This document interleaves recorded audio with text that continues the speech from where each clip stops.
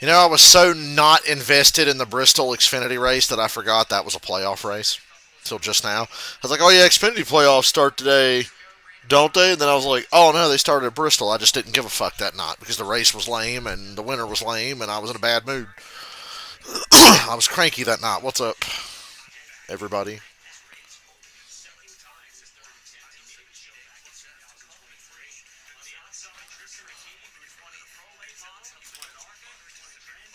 Rajah Caruth's going to win today.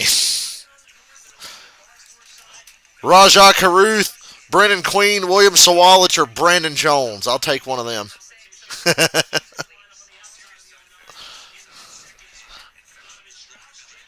But I'm not committing to any one guy. 88's very obvious, though. Hopefully Austin Hill has another bad race like he had at Bristol. That did my heart good to watch Austin Hill struggle at Bristol and come out 16 points below the cut line. And I pray to God that in a couple of months from now, I never have to hear the words NASCAR and playoffs in the same sentence ever again. I have hope, goddammit. We've been given hope. Take the social media and let these fuckers know no more playoffs, season-long points. Just give more points to the winner. Just keep the points exactly as they are now. Just make a race win worth 60 instead of 40, and guy with the most points over 36 races is the fucking champion. Please. I never want to hear NASCAR and the word playoffs in the same sentence ever again after November. Thank you very much. Be right back.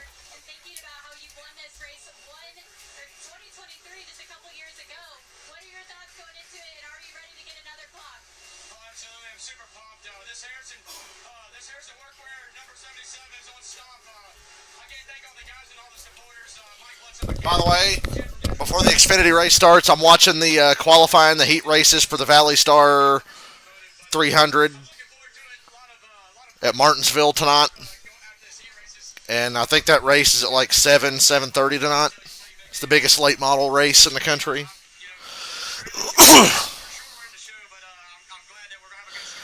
I got a better idea, Karen. How about no playoff races at all? I was going to be okay with, all right, we'll have 4 races at the end of the year instead of 1. Nope, now that's not good enough. I want 36 to decide the champion. You got to be good for the whole year. No resets, no do-overs. Fuck them.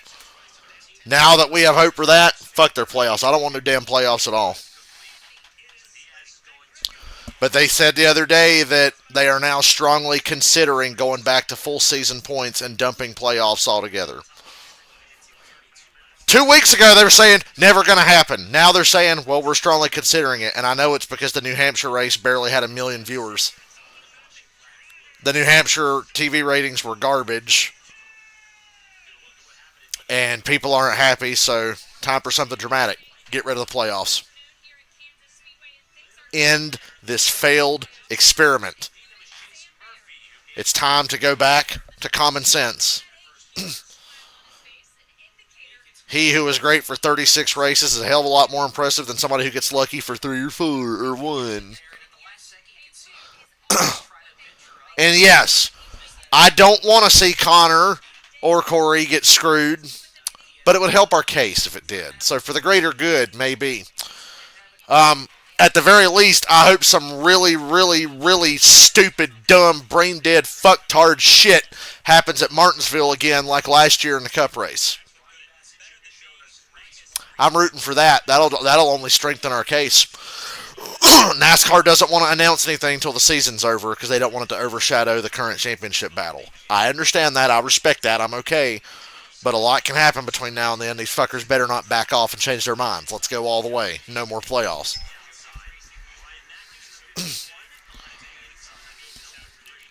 I want to see some really dumb, brain-dead shit happen. And the Xfinity cars haven't even fired engines yet. I'm still watching the heat race at Martinsville. I've got 2 TVs going. Got the Xfinity race on the little TV, and I got Tubi. The late model race at Martinsville tonight will be on Tubi TV on the NASCAR channel for anybody who wants to watch it. You don't even need a Flow subscription. You can watch this race for free on Tubi tonight. And I think I just might do it. Unless the Xfinity race bores me to death, which I think the Xfinity race will be solid.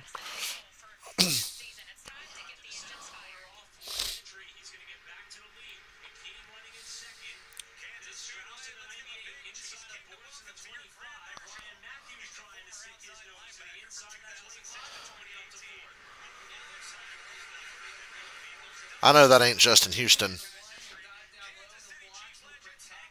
Oh, it's Tom Bahali. Bro, still, Tom Bahali's at the Xfinity race. That boy got fat.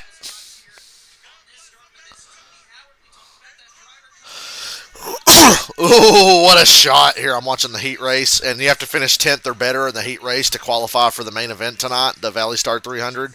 And guys are killing each other for 10th place. 41 just got shuffled from 8th back to 11th. You got to finish 10th or better.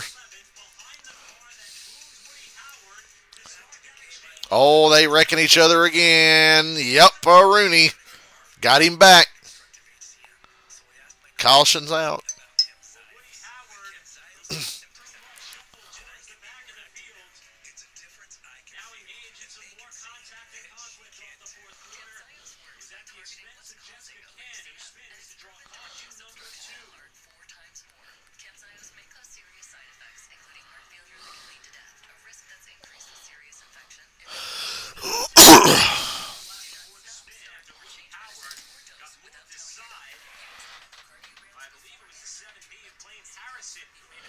I think playoffs have everything to do with the ratings. I think it's just created this fatigue and malaise, and people are fucking done with it.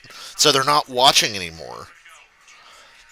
NASCAR ratings are going down. Formula One, IndyCar, and the NFL is going up. Something's not correlating here.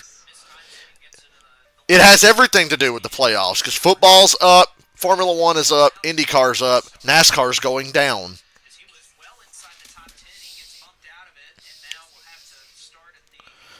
By every metric, the playoffs have been an abject failure. It has been a failure. It has done nothing to improve anything whatsoever. It's indisputable that it's been a failure, and it will be the death of this sport. Time to change.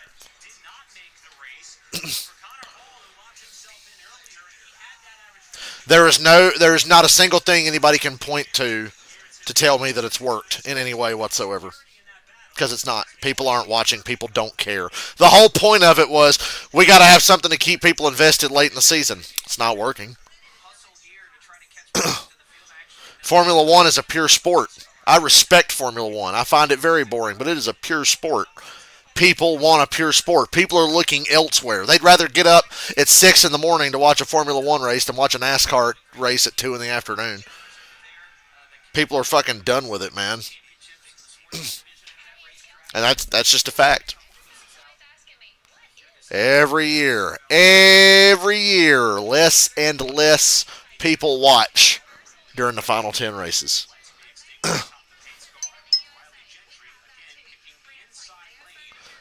I remember the day they announced this format back in early 2014 or whatever it was, and I said, well, that sounds like it'd be fun in a video game. And you're right, NASCAR 15. I said it the day it was announced. This sounds like something that'd be really fun to play in a video game.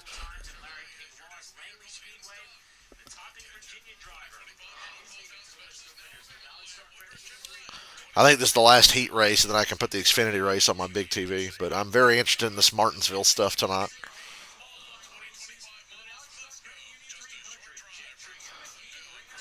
NASCAR is the only form of motorsports in the world dumb enough to think that playoffs were a good idea.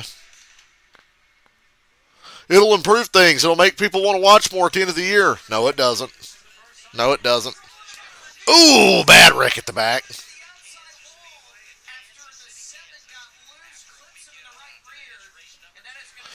I will be right back. I got to carry some stuff in.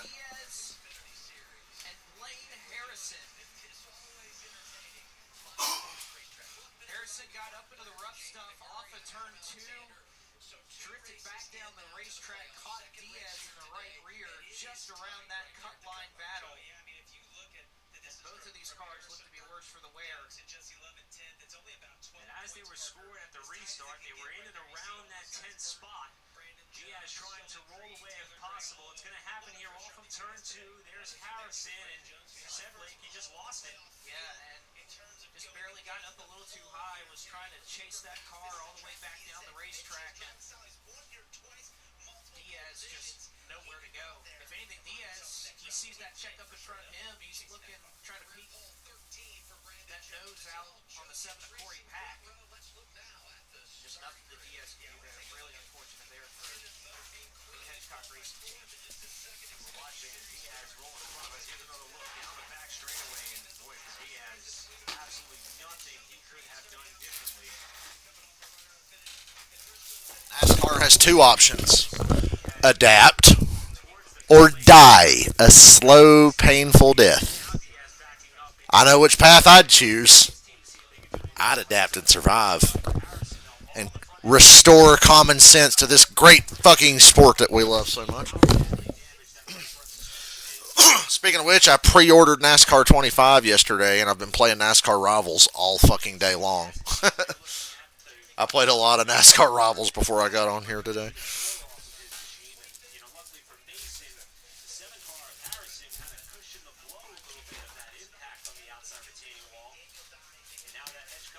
Well, I'm going to go ahead and skip the last part of that heat race and just put the Xfinity race on my big TV. And then the main event in Martinsville is like 7 o'clock tonight. So, excuse me.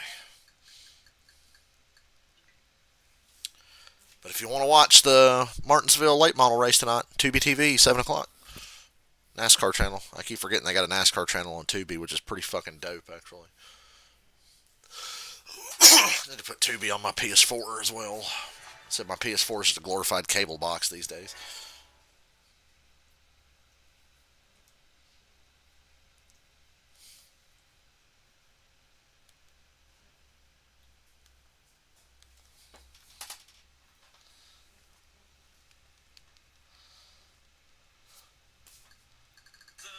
You got to find your groove at this track. There's so many options. Run all the way on the bottom, all the way up against the wall. But if you want to get to victory lane, the big thing you're going to have to do is outrun Connor Zilic. So with 7 of the last 9 races, it's just been the car to beat for the last 15 weeks in a row. You beat Connor Zilic, Adam, I think you got a pretty good shot being in victory lane. Let's get the latest on Team 88. Say hello once again to our pit reporters. We start things off with Kim Kuhn. What's happening, Kim? Yeah, Adam, Connor will take the green flag in the 7th position, which might surprise some people. We're used to seeing him start from the front row, but because he didn't run the bottom in practice, I'm going to sit back and watch the best series in NASCAR and eat this double chocolate shake from Cookout. As soon as I saw they were showing that Martinsville thing on Tubi, I was like, ooh, I want to watch that.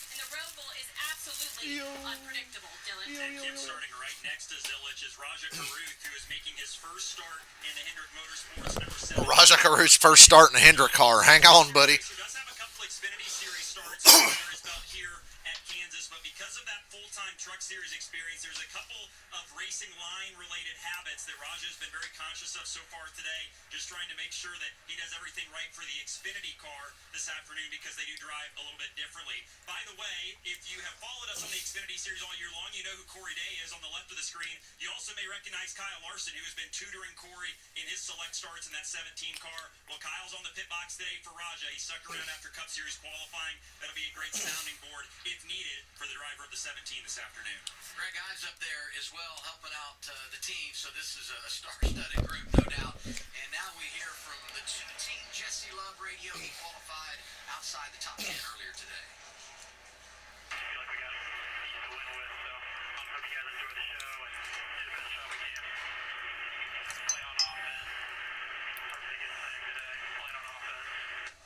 Well, we heard just Jesse Love talk about this in the pre-race show. He's really good about his car. You see the confidence bleeds over right here at the start of the race, trying to get the team pumped up. Be curious to see what he's able to do with what he's got today. It's a big day for Armstrong as a whole with him and Austin Hill below the cut line. They need a really strong day today with the Roval looming next week and all the chaos that can ensue there. You want to have a solid day today. Pacing the field today, the Toyota. I'm nervous about relearning road courses in NASCAR 25. Did qualify. Reference the fact that Brandon They Jones mentioned the Roval and it triggered me. his third career pole here in Kansas. Next to him, the rookie Taylor Gray. It's the 71st time Joe Gibbs Racing has swept the front row in qualifying in the NASCAR Xfinity Series, and Brandon Jones taking the inside lane here for the start of the race. I think that's a great point, because last night in the ARCA race there wasn't a distinct advantage on either of those. I think the outside is an easier lane to manage.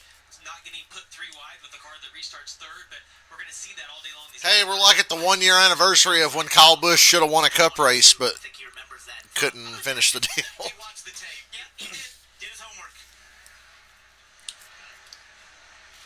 Playoff drivers delivered. If you remember, I didn't get to stream the Xfinity race at Kansas last year or even watch it because my internet was off for almost 3 straight days because of the fucking hurricane. The run begins today. Power was off like half a day, but then the internet was off longer, which sucked worse, honestly. Great start, Allgaier all over the back of Sam Mayer as he gives him a little bit of a push down into turn 1. That distance being shorter, you see, is an advantage for Jones, but if he can stay with that side draft, Taylor Gray on the outside, is Mayer going to try to make it 3 wide in the middle? Jones pulled away. Here comes Mayer to 41. Dancing on the white line. Gray getting it wound up outside lane in the 54. That's what Brandon Already, I like this race. Use the side draft to get back beside him. He's done here and has momentum on the outside. Well, and now they're going way faster than they were on the restart. I think this outside is going to be even more of an advantage going through turns 1 and 2 on this lap. As you see Mayer trying to get to the outside of Brandon Jones as well. Taylor Gray race lead outside lane off the turn. That's Jesse Love in the red, white number 2 getting out of line. Racing with Sheldon Creed in the red, yellow. Kyle Larson ain't never gonna be no damn crew chief. Yeah, it looked like the 88 got stalled right there as he was on the inside of Williams. Sawallich held up that inside lane just a little bit. You see Williams got a little bit of momentum on the outside as well. That's a terrible feeling for Jesse Love. You had so much momentum down into turn 3 on the inside. You think like just how these guys will work on the front stretch. He gets stalled out and loses 2 or 3 positions down the front stretch.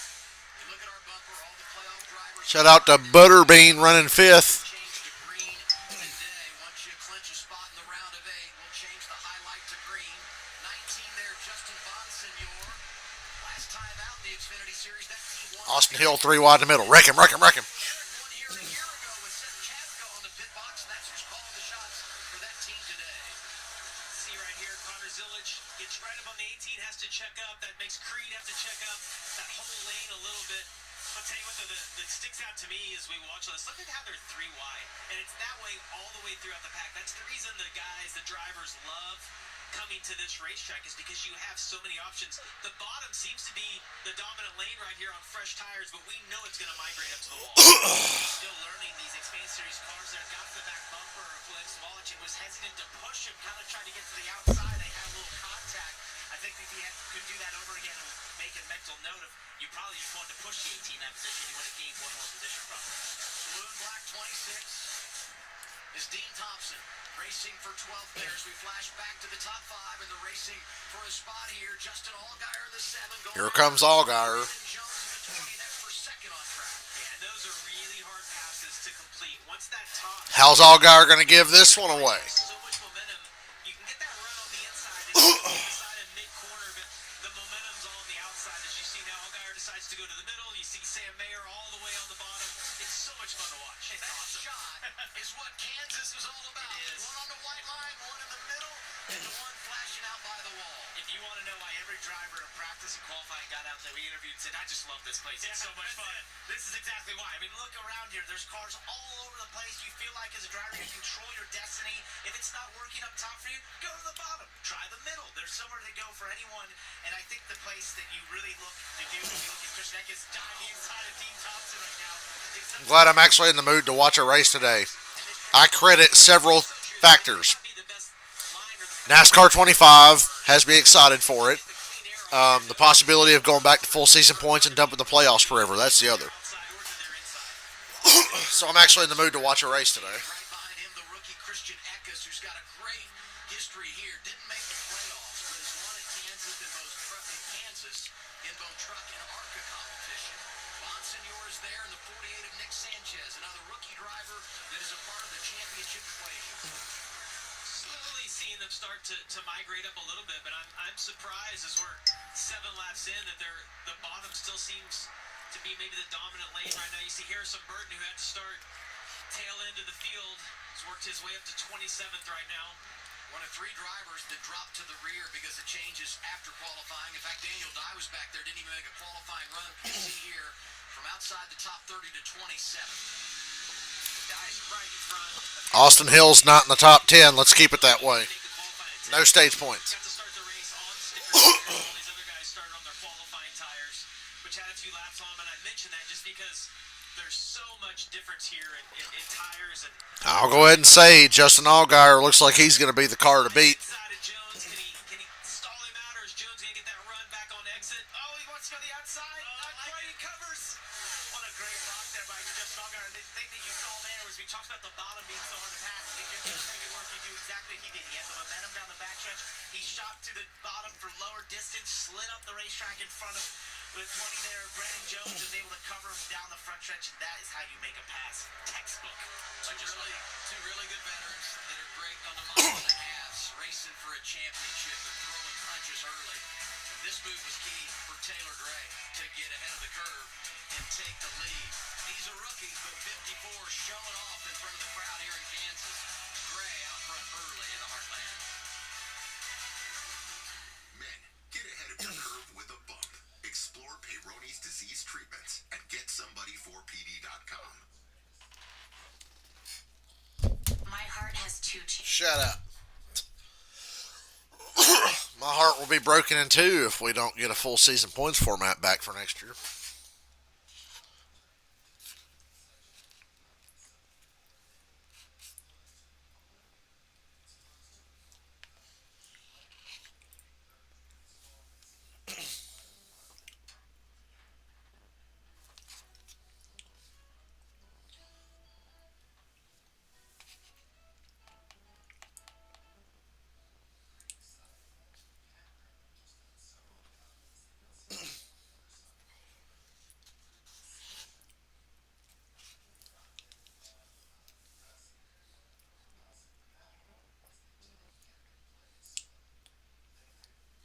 According to the CW ticker, the race is over. Checkered flag.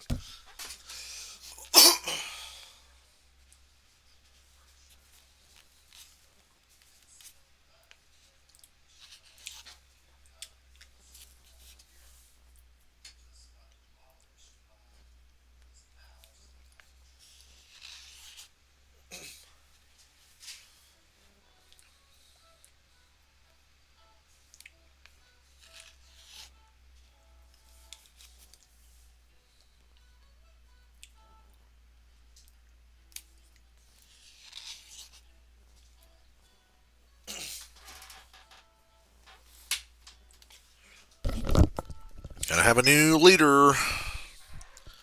Justin Allgaier. Connor Zilich is running fifth. Always got to keep an eye on where he's at.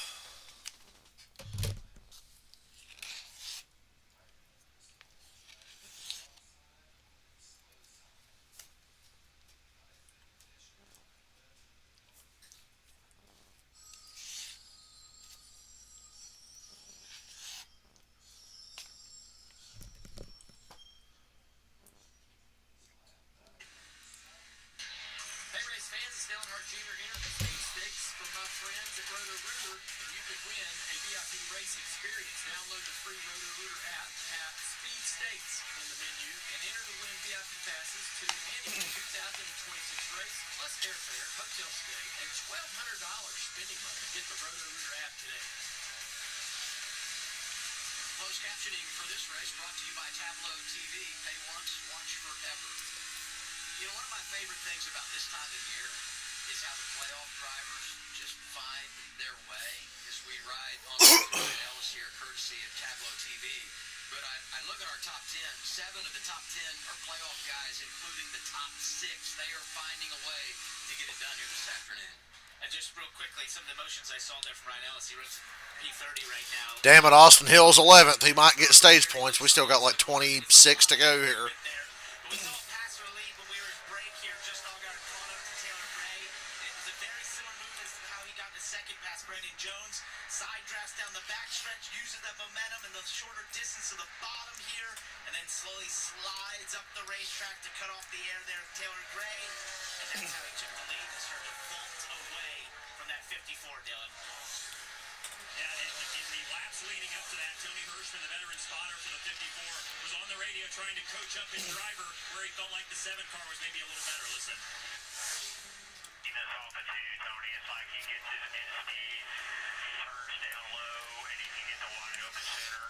He hits it for That was actually Jason. Yeah, that was Ratcliffe, the crew chief on the 54, telling Tony Hirschman to tell his driver. So the 54 is battling slipping of the rear tires right now, which is also why he's falling back, as is the 20, his teammate behind him. Ratcliffe, who won here 2013 with Matt Kinson. Yeah, a lot of experience right there on the left-hand side of your screen. Jason Ratcliffe. He's looking at the data and all the information that they have there on the pit box to tell the spotter what to tell. Taylor, as a driver, you're helpless sometimes, right? You're like, well, As we run, Austin Hill is still minus 16. great information to those guys. You see Austin Hill get Now he's minus 15. right here.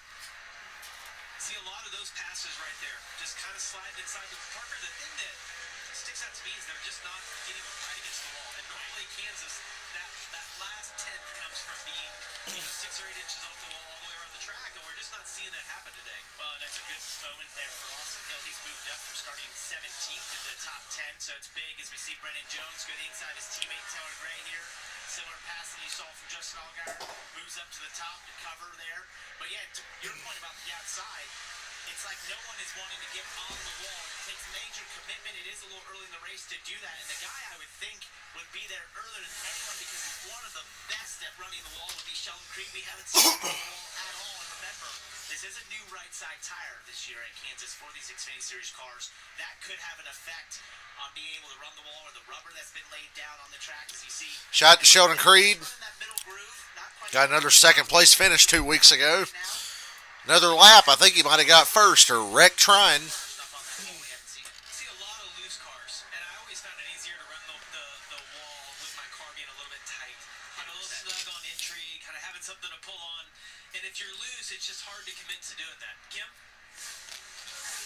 Yeah, and Sheldon may be just better in the long run, so give it a couple laps to see if he can then move up to the top because it fired off free, but just now this past lap said it's finally starting to come to him. So we'll see what that double zero has on the long run. Let's go a little bit further up in the field. Connor Zilic currently running in the 5th position. Has made a couple of games since starting 7th, but man, this team was so confident coming into this race. Connor finished here 4th last year, and then you think about his team, Kuchik, Marty, Lindley, and the group around him. They were the one team. The majority Zilich's car is a little too loose. It's a good car, a little too loose. Let me guess, he's going to say it's loose.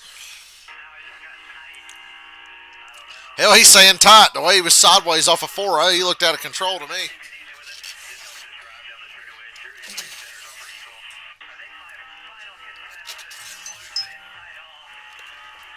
Loose end, tight off. Kansas is not what the crew chief wanted to hear.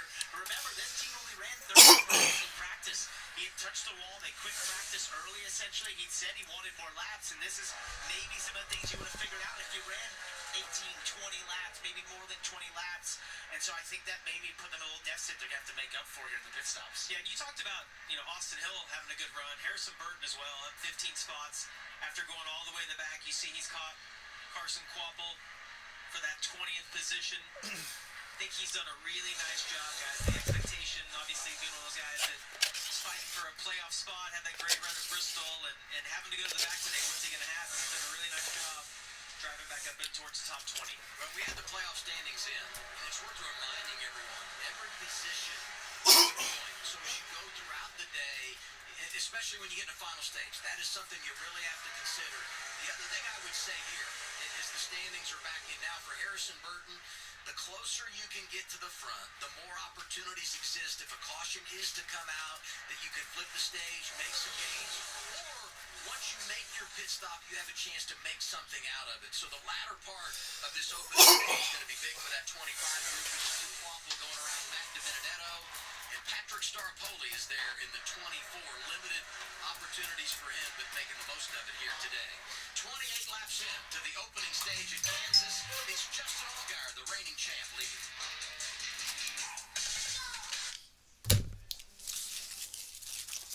Ew, full screen commercial. But guys, remember, stage cautions help cut down on commercials. No, they don't.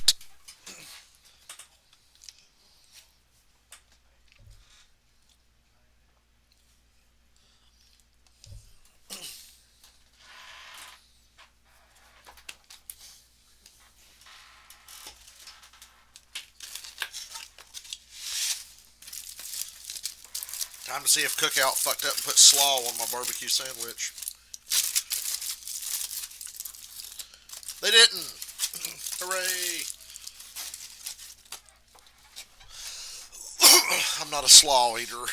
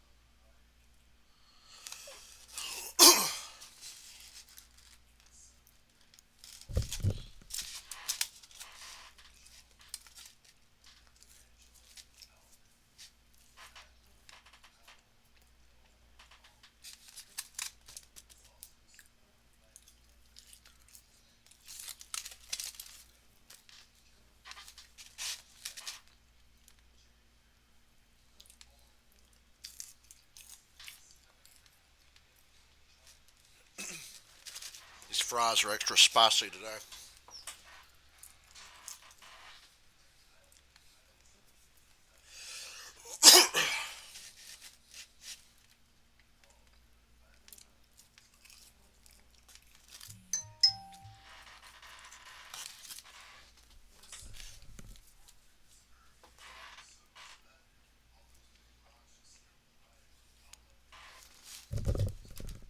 Lottery retailer to get in the game for tonight's estimated Powerball jackpot of $145 million.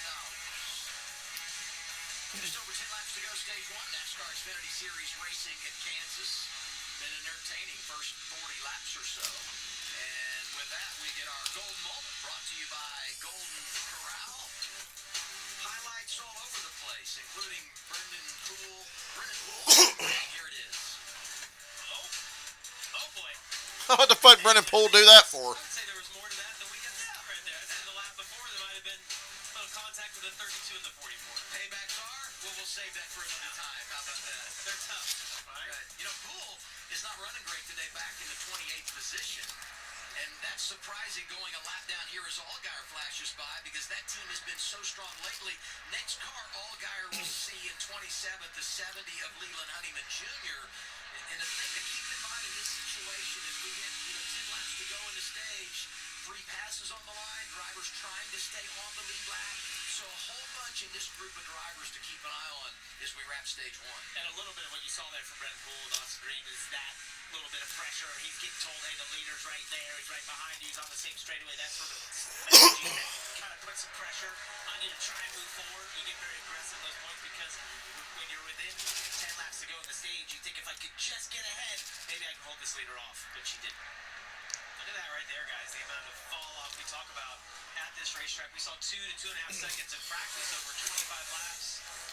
These guys are running 35-second lap times right now. Yeah, about 2.5 seconds slower than what they started the race at. So when we look at guys getting ready to go a lap down, they want to go quicker, but it gets so slick at this racetrack, and it's a fast track. It's a mile and a half.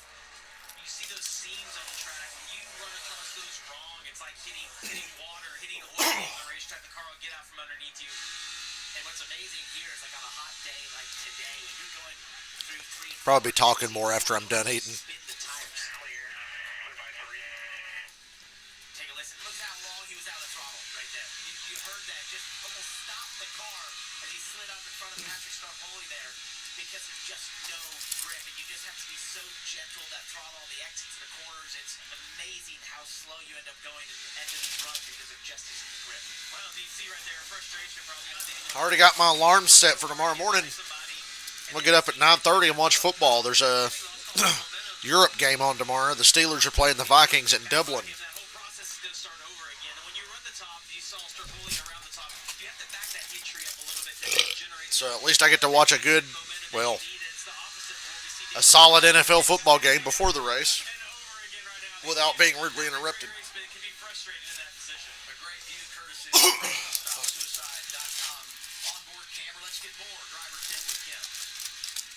Yeah, Daniel Dye doing a great job out there starting from the rear, currently running the 22nd position. But you guys were talking about lack of grip, specifically rear grip. His message to the team on the radio was the left rear just keeps jumping out of the racetrack, so that back end wanting to just skirt away from him. I feel like we hear a lot of guys being loose. We don't hear that many people being tight. So it seems like the Taylor Gray fading on the long run. Zillage getting a little better, but nobody has shit for Allgaier. To your point earlier about why we probably haven't come in as much as we thought it would is if you're loose. Yeah, well, they're trying. If you're loose, that's really hard to commit to the wall. You want to live that car to be a little bit tighter, so you sort of lean on the right front as opposed to the right rear. Maybe we'll see some adjustments that start to be a line that people can run in stage 2. And one thing that you can do at this point in the stage, if you've got a little bit of clean track, you can test it. Oh yeah, we run a couple of laps up there and get an idea. Because what the crew chiefs will ask you is, like, tell me the balance difference between running right on the white line, the bottom, the middle, or the top of the racetrack. What do you have in the balance in each of those areas, and which area would you like us to adjust on the most? Like, where can we help you the most? See some issues right here. It's Leland Honeyman Jr. Nearly went around. Damn lap cars. Trying to gather it in. 5 laps to go in the stage. And look at our bumper and all the blue there. 9 of the top 10 as we head toward the end of stage 1. 4 to go are playoff drivers. But it's this non-playoff driver making headlines now. Oh my God. Right in front of Brandon Jones. And I look behind him, Poole reacted, and all of that happening with Brandon Jones, who is like, no, I don't need this in my life. That aisle four's been really good too. The 2 rookies, Gray and Zillage, going at it. It's similar to what we saw when we were on board with Daniel Dye. It's sort of a back and forth between 2 drivers. One tries to pass the inside, gets in front, slides up, and the other driver chooses to do the over-under on them. As we see right here, Zillage back to the inside, got that run, sort of diving in 3 and 4. Tries to use the shorter distance to clear Taylor Gray into 1. He does that, and now it's simply about holding him off as you go through 1 and 2. Yeah, and Taylor's screaming. He's like, listen, you're 85 points up on the cut line. I need this point right now. Hey, Rick did an outstanding job. Good qualifying effort, second career start for him. going to win the ARCA championship when he takes the green flag at Toledo in their season finale, and racing with some of the best in the top 10. There he is in the 11, racing the 2 of Jesse Love for 6th. As the battle on the left continues for 4th, 88 I just thought of a good stream I should do. grade 2 to go on the stage. Can I win a championship in NASCAR Rivals or NASCAR Heat 5 without winning a race, just to prove how stupid the system is? Hey, I need to look. Because the system's all about winning. Yeah, Jesse Love's car fired off really well. He talked about had some confidence heading into today. Play a whole season and purposely not win a single race. Car has really lost a tremendous amount of pace as Queen was able to get back by him. You see the gap that he's able to build in just over a lap. Got 2 drivers here that have enjoyed great success. Even if that means sabotaging the other 3 in the Final Four at Phoenix by just wrecking them and making sure they can't win, but still not winning myself. To claim the ARCA title. Final lap, stage 1. Allgaier with a 5-second advantage over the field. Jones, Mayer, Zilich, and Gray up there in the top 5. Yeah, you talk about the opportunity to advance. Allgaier comes in 53 above the playoff cut line. Give him 10 more right here. 12-stage win. Allgaier wins stage 1. For the champ, Justin Allgaier, who's got his sights set on a return to the round of 8. Jones starts on the pole, doesn't need a lap in stage 1, but comes home 2nd. Mayer's outstanding. Zilich 4th, Gray is 5th. Austin Hill got a couple of points, unfortunately. 1.5 races this year, getting it done at Vegas and Homestead. He's hoping for the intermediate trifecta today. So far, so good for driver 7 at Kansas.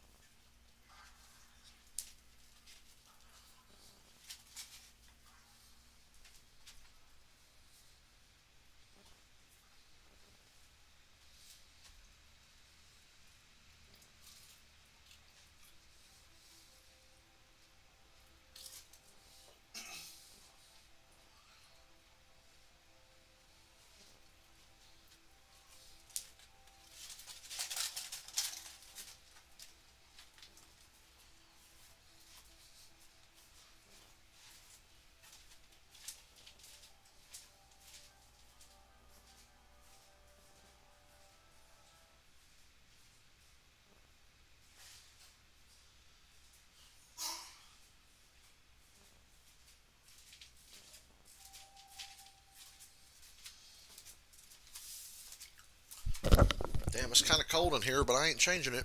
Because if I do, it'll be fucking blazing hot in this damn room.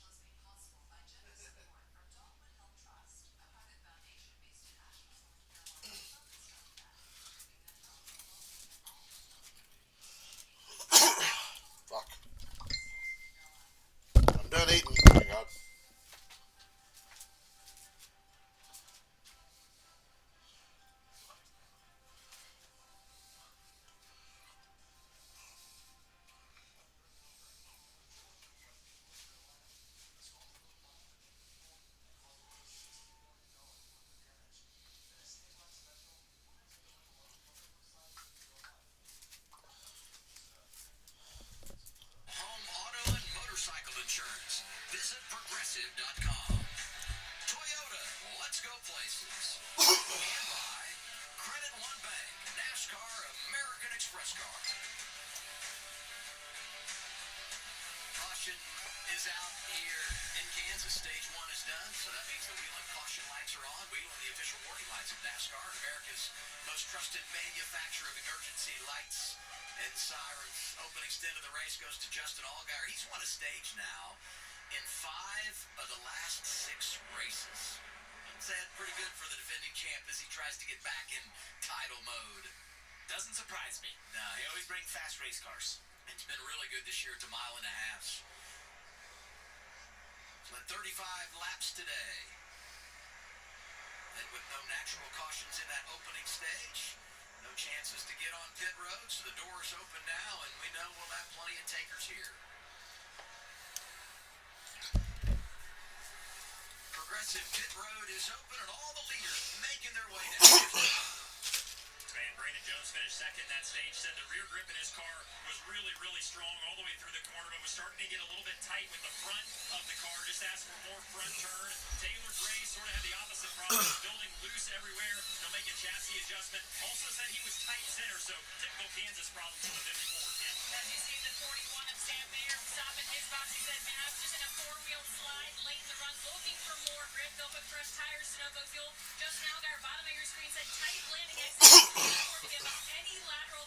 Jim Coleman said, I'm actually going to tie you up just a tad with air pressure. Race off pit road. Brandon Jones is the leader, followed by Allgaier, Sam Mayer, Connor Zillich, Austin Hill up to 5th. He's got a good pit crew. Mayer and Zillich. And Austin Hill, who was great on track in the opening stage, gains 3 positions on the pit lane. He comes off 5th. That's the race off Progressive Pit Road. We lost a very good friend last week when Wayne Nelson passed away.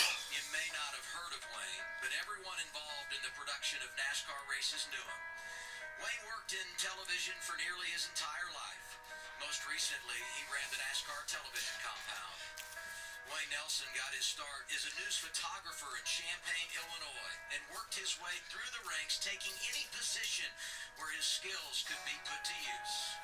We should also mention that Wayne was an EMT, a testament to how much he wanted to help others. Most of all, Wayne loved all forms of motorsports. He used his own money to help sponsor dirt racing. I bet Wayne thought playoffs were stupid too. Rest in peace. Track, he had a race on his iPad while managing the NASCAR television facilities. Wayne was a key member of the NASCAR productions team and was instrumental in getting NASCAR on the CW off the ground. We couldn't do it without him. Wayne is survived by his wife Michelle, their 3 children and grandchildren. Gone way too soon and loved by everyone. Wayne Nelson was 60 years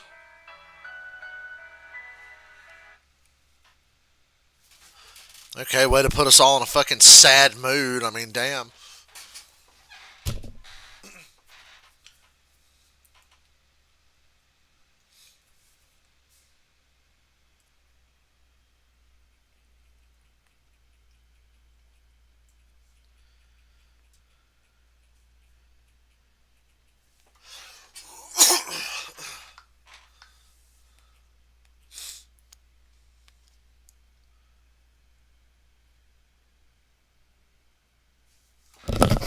Thank you for the likes today.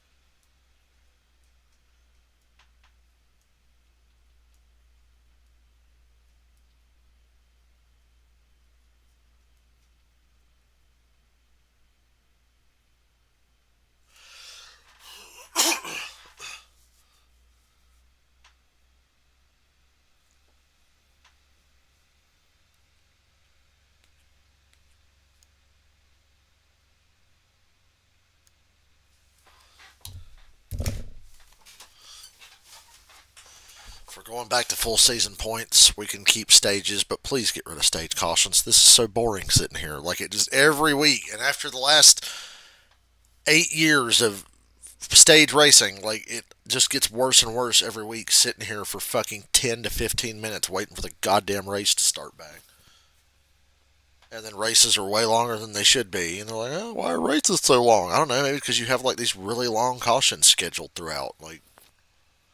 But nah, fam, we're gonna add a fourth stage to the super speedway races because that'll totally fix those fucking things. You know what? Fine, add your fourth stage to Daytona and Talladega. I don't care. Just give me full season points, huh? Then you can do what you want.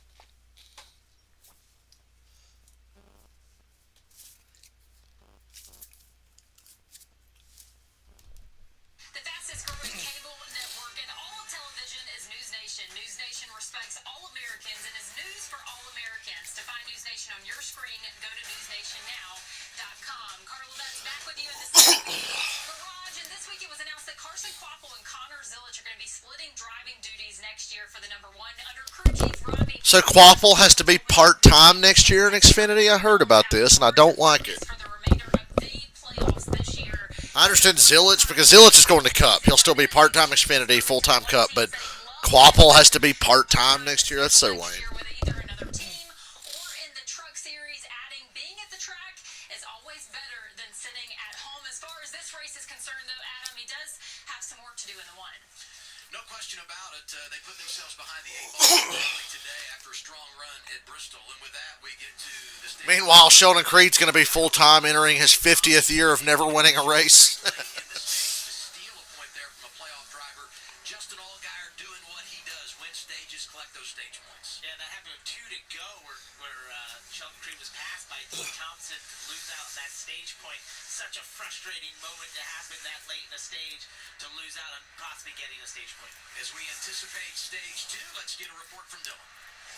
Well, we saw the Taylor Gray car lose several spots on pit road on the graphic. We have a replay that shows you why. These guys have been working with their pit crew all year. Just a couple of things that they've been trying to get a little bit better, a little bit tightened up with this group. And here's an example. This was not their fault. This was a gun issue on the right front, which you can see there, issue getting that tire off. They ultimately finally get it off there, but just slowed them down enough to cost Taylor Gray about 5 spots. So they'll restart in the 10th position here with a little bit of work to do in the 54. Yeah, it's tough because you come in barely above the cut line. You qualify front, you lead some laps, you get some stage points, and now you got to come from behind beginning this second stage. I'd rather have it at the end of stage 1 than in the stage 3 pit stop. That's the bright side. Free pass under this caution goes to Blaine. 25 points on the lead line as we begin our second stage. Aerial coverage today provided by the Lucas Oil Helicopter Front Row. That's a pretty bad crowd, even for an Xfinity race. That's disappointing. It showed a wide shot.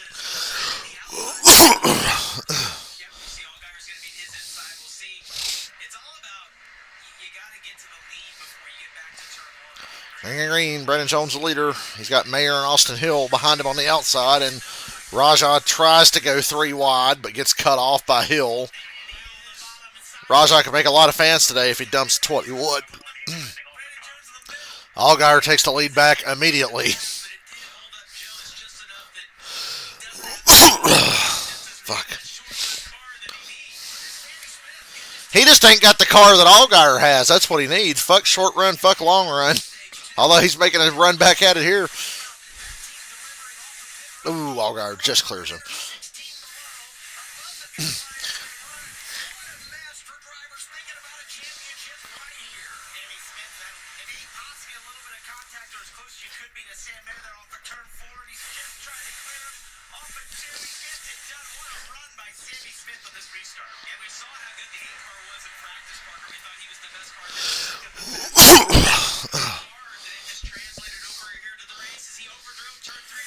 Sammy Smith from nowhere here looking good.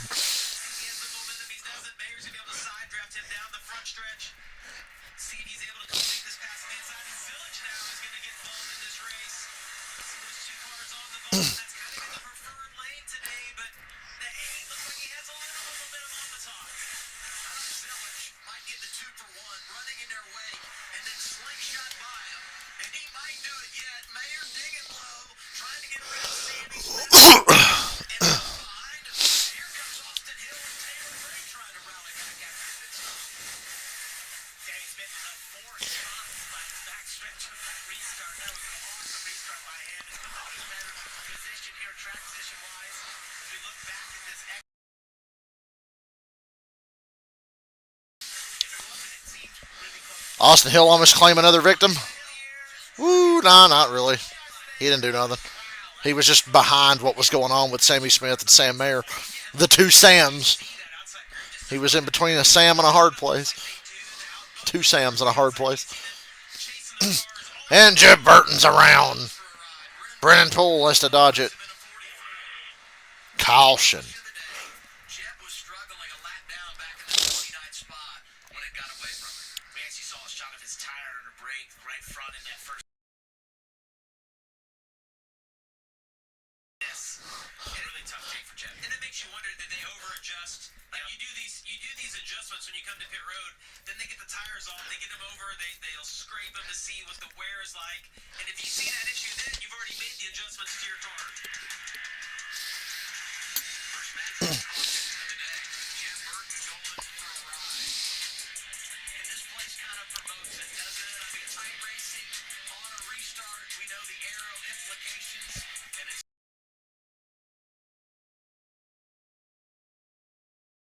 Mayor Sammy Smith and Connor Village again. Well, that didn't take long, did it?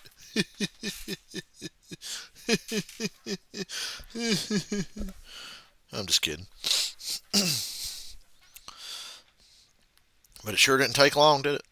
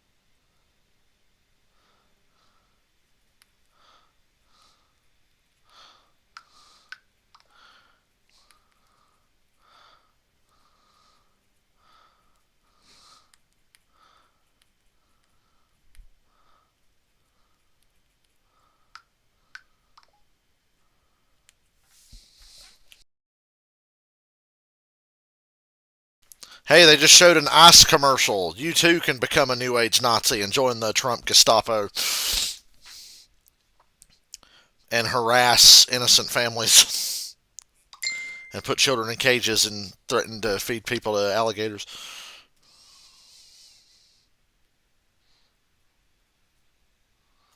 You know, because freedom.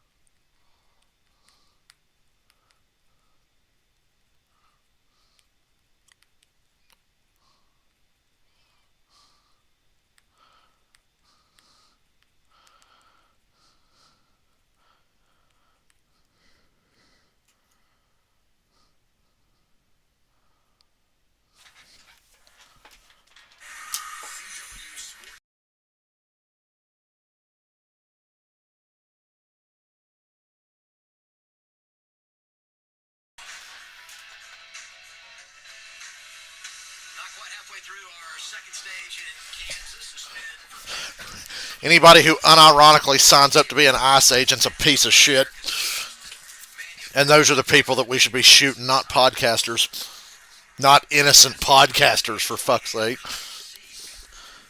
So shoot your local ICE agents if you get the chance. You have my permission. So here he is on the inside of Parker Retzloff down into turn 3. Talked about the aero. Don't shoot podcasters who didn't do anything wrong. Shoot ICE agents. They're the ones actually doing shit wrong. Basically, Retzloff putting his car right on the right side door of Jeff Burton, takes away all that side force. Oh, I keep daydreaming about Austin Hill getting crashed in this race. I hope it happens. Just restarts in case you're being aggressive. Look here for Ryan Ellis. You're going to squeeze other cars trying to get momentum and not allow them to get ahead of you or beside you. And in this case, we talked about that's what it looks like. Hey, Allgaier's leading this thing, but he had some radio that's maybe a bit concerning. We heard what Allgaier's concerned about something. So he feels something in the left side of the car.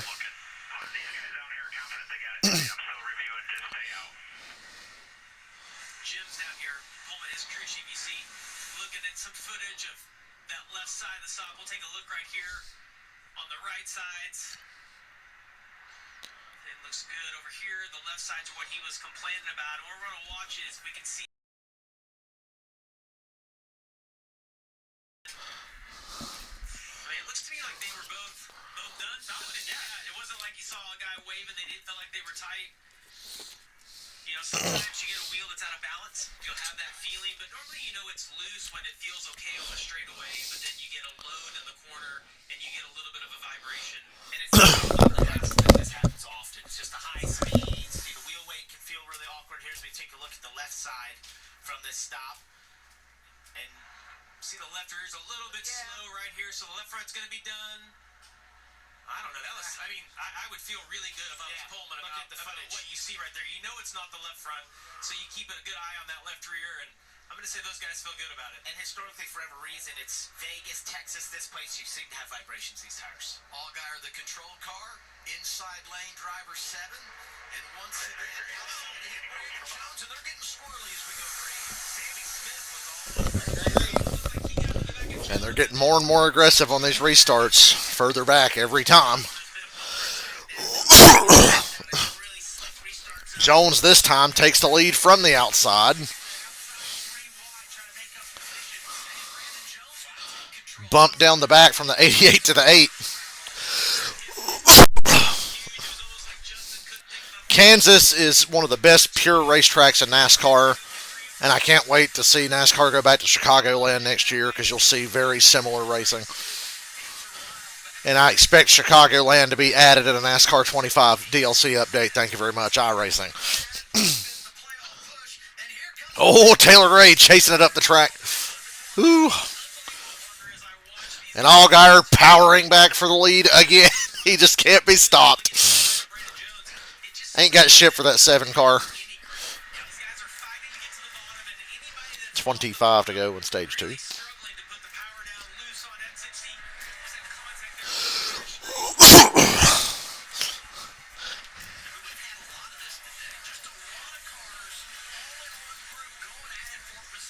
Some playoff drivers, some non-playoff drivers, a lot of experience going toe-to-toe. This track is just electrifying. Yeah, the one thing though we do see is how good that 7 car is. So able to get the lead back that quick. Looking at his lap times right now, 3 to 4 tenths quicker than what second place can run. 7 car has a rocket ship today. Really only one more pass for Junior Motorsports is on one this year. There's just no denying it. If it ain't the 7, it's going to be the 88. Or the 9, depending on who drives it, whenever they show up with the 9.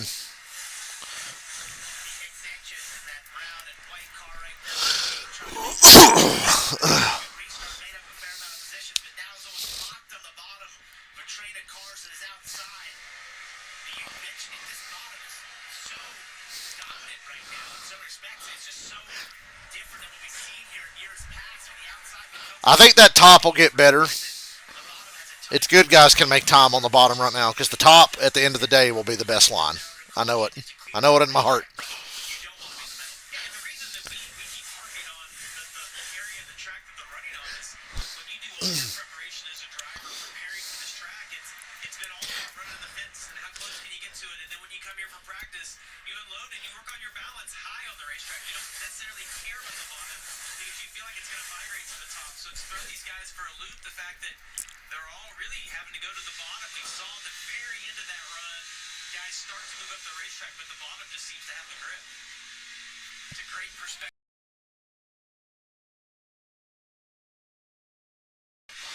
That's typical Kansas right there. Getting here on the bottom, not being able to put the power down. Wow, 42 Alfredo outside. Tight.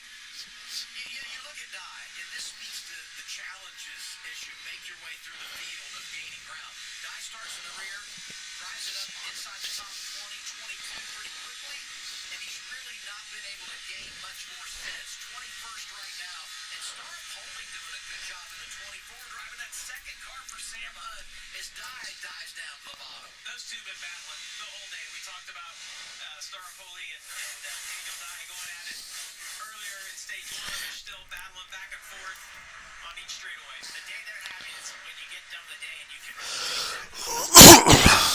whatever the tagline is on the rear bumper, you think I saw that all day long. But before Retzloff, Oh yeah, get it up to the outside lane. he did generated a lot of momentum. Let's see if he's able to do the same thing down here in 1 to 2. Reds off the 4 car. Doesn't really convince that highlight. It could have been because of the guys in front of him. Anthony Alfredo being up The there. racing from 10th to 20th is pretty crazy. Like it's super competitive in the top 10, but they're showing this battle now, and it's all outside the top 10. There we go. Allgaier goes slow. Yeah, it's like they caught to the 20 pretty quickly. That was Sammy Smith, the 8, and then he almost had to check up a little bit. The 88 had gone, essentially. It got in his rear bumper. The cars behind him were almost playing bumper tag all together, and it caused the 8 to get squirrely, not able to put the power down. And that's why you saw that movement on the restart. They all got away with it, which is what I like to see. But you see this Xfinity Series with how important restarts are and how important that launch is, especially at low grip racetracks like this. You often, if you want to help the car in front of you, but sometimes you hit them the wrong way, it actually hurts them and it hurts your line. You saw the issues up front for those guys. If you went back about halfway, Queen, the 11 car, was in the middle of that. They were all stacking up right there. He had to make an aggressive move to the bottom to keep from running. This just really makes me want to play NASCAR 25 because I saw Anthony Alfredo driving Xfinity cars at Homestead on NASCAR 25, and I'm like, man, that looks like fun. And they're racing at Kansas today, and it looks just as fun. It looks a lot like the game, and I'm like, fuck, 2 more weeks. Kansas is super fun in NASCAR rivals, though. So, oops, excuse me. Cookout's kicking my ass right now.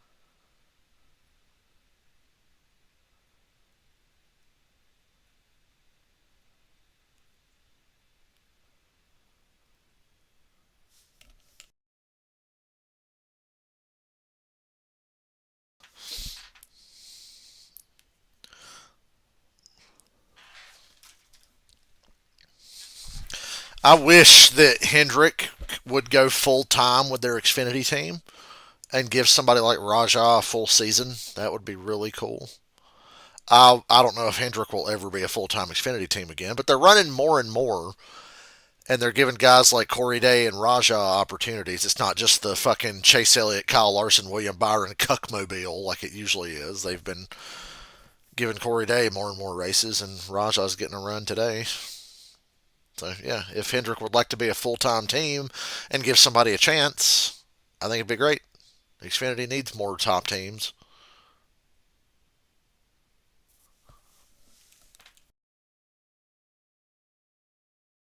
Oh, it's Xfinity for now, but in a couple of months, it's the O'Reilly Auto Parts Series. That'll take some getting used to. Or we can just go back to calling it Bush again. I don't know. You know, breaking the habit of calling it the Bush Series was hard, but then Nationwide, right when Nationwide started feeling like really comfortable, it was like, guess what? We're Xfinity now, and it's like, shit. And now Xfinity is like, that's what I think of it as, and now I got to do O'Reilly. So in my lifetime, it's been Bush Series, Nationwide, Xfinity, and now O'Reilly starting next season.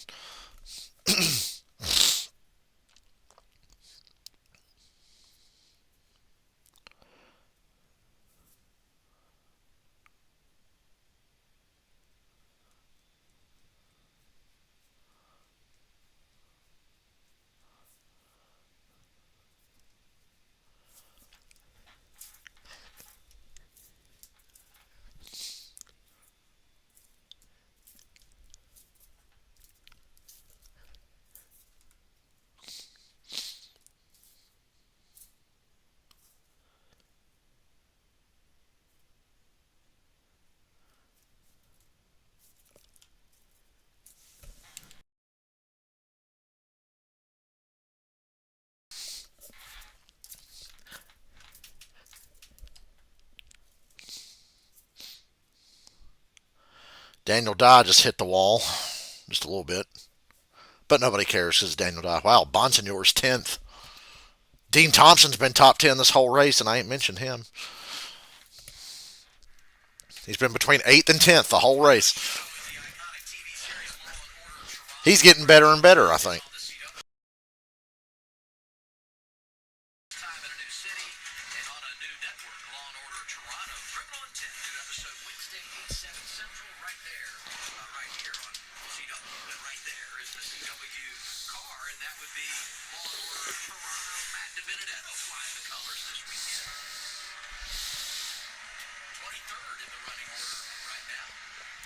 Nice Law and Order paint scheme for Matt DiBenedetto.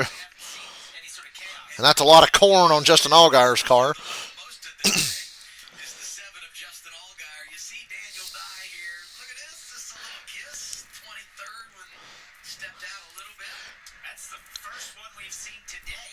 Kansas stripe.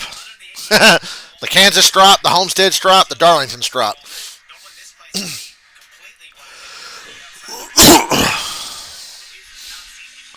They're going to have to paint that again before tomorrow. You know they will. I'd do it. Send me out there. I'll paint it. The price is right.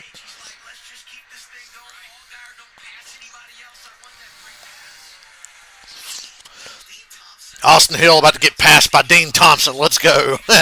Hill is still below the cut line. Only 5 below now as we run.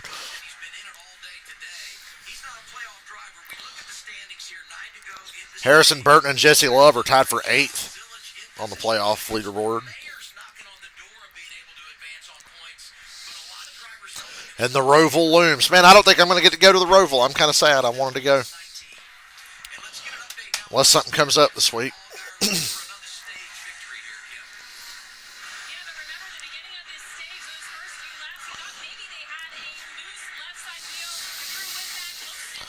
Hell, I'm going to hit Cameron up.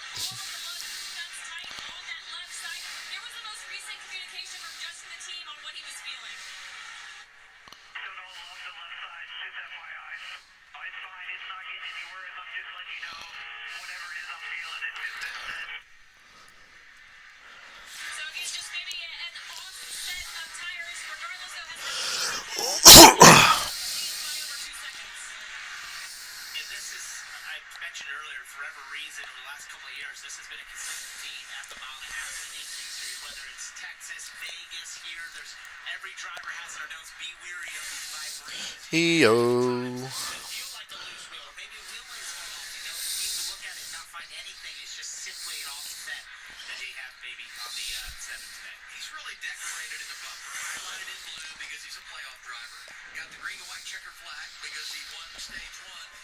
I'm going to throw a Hail Mary and ask my friend Cameron if he wants to go to the race next Sunday. He ain't been to a race since like 2019. But he used to go with us a lot. So I hit him up. Dylan can't go. He's going to be in Tennessee next week. They produce as much weed as any state. Or he would definitely go. Fitting that Brett has that on their car here. And there's two I didn't get to go to Darlington. Didn't want to go to Bristol. But then after I saw how Bristol was, I kind of wished I did go. But I'd go to the Roval. But if I can't, oh well. With us off the top of an oil line issue, so after qualifying, even though they didn't qualify great, he exaggerates his problems to start the race. I'll just sit home and watch it with y'all. But he's done a nice job of staying in the My invisible audience. He's even with a cut right now, and obviously going to have to make a splash in the final stage to stay above that playoff cut. slowly working his way to the front. And I don't know that the expectation for Harrison and the 25 team at a mile and a half racetrack is what we thought we were going to see them at, challenging for a top five here. But having to start in the back, his car is still clean.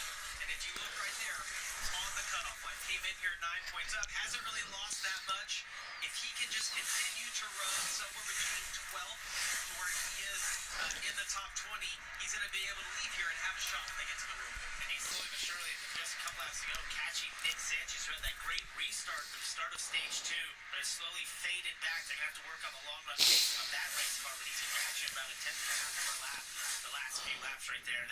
He knows another playoff contender right now. What about the 26? We were talking about him, Dylan, but Dean Thompson showing out again today on a mile and a half. And Dean Thompson did pass Austin Hill.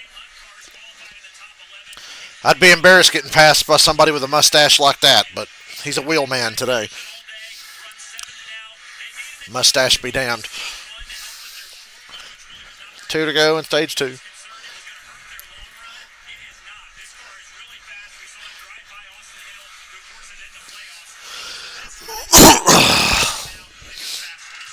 Hate to see Carson Quapple having a bad day. There was a great write-up on Sam Hunt, the owner of this car. Young man is young in his early 30s. He started this race team from being in a van and living in it at one point. Was he in a van down by the river? Sam Hunt is done with this organization. They built it up. Yeah, Sam's story of getting to NASCAR, it's fascinating to hear all that. You mentioned if you can find that article, you need to, because it's the truth. Like a One to go and Allgaier's cruising. didn't come from a whole lot, able to make it. Looks like that left side problem turned out to be a big nothing burger. What a day for Justin Allgaier. Surprise for him, but the day is young. He can still have problems. He's already won twice, got it done in Las Vegas and Miami, and in position again today. It's a weak sweep of the stations for Justin Allgaier. Allgaier, Jones, Mayer, Zilich, Sammy Smith Today here at Kansas. Jones is second. racking up the points. Mayer solid again. Zilich and Sammy Smith complete the top 5. Quapples, or not Quapple, Zilich and Allgaier are locked into the round of 8, I do believe, already. I know Zilich definitely is.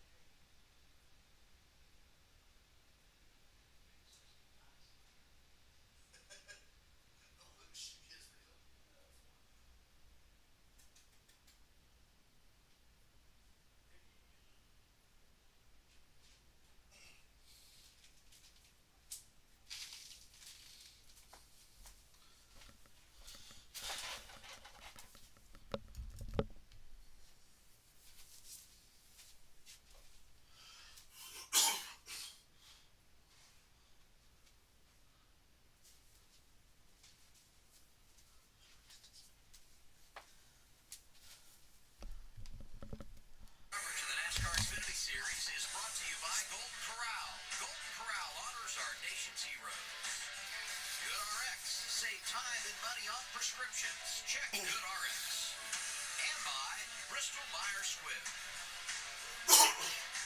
Stage 2 complete in Kansas for the NASCAR Xfinity Series. 8 of the top 10 finishers, playoff drivers, they are getting it done. This week on NXT, it's all about the next big thing, Ricky Saints. And he's taking his swagger and flair to the next level.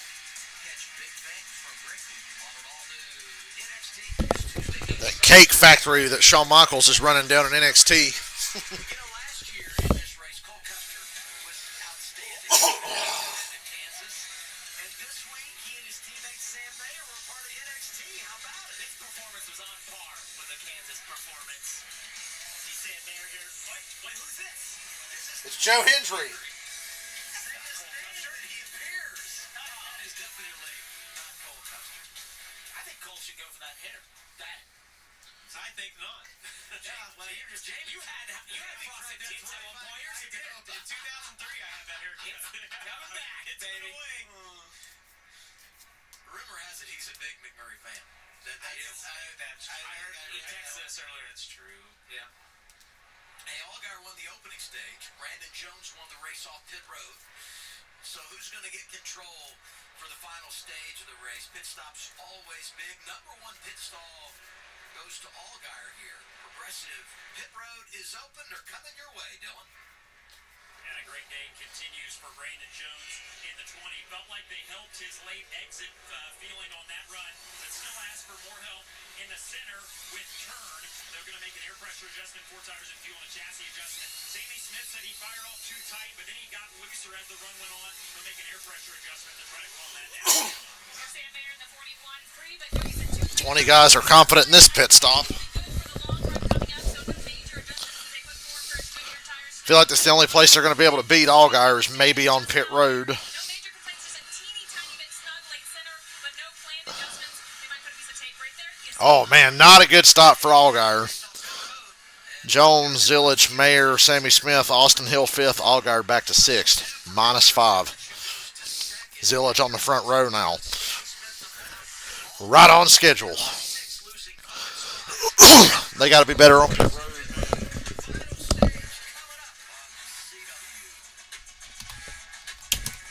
Ow. Before taking breasttree for my COPD, Dropped my remote on my toe. days ruined by flare-ups. Shut up, lady.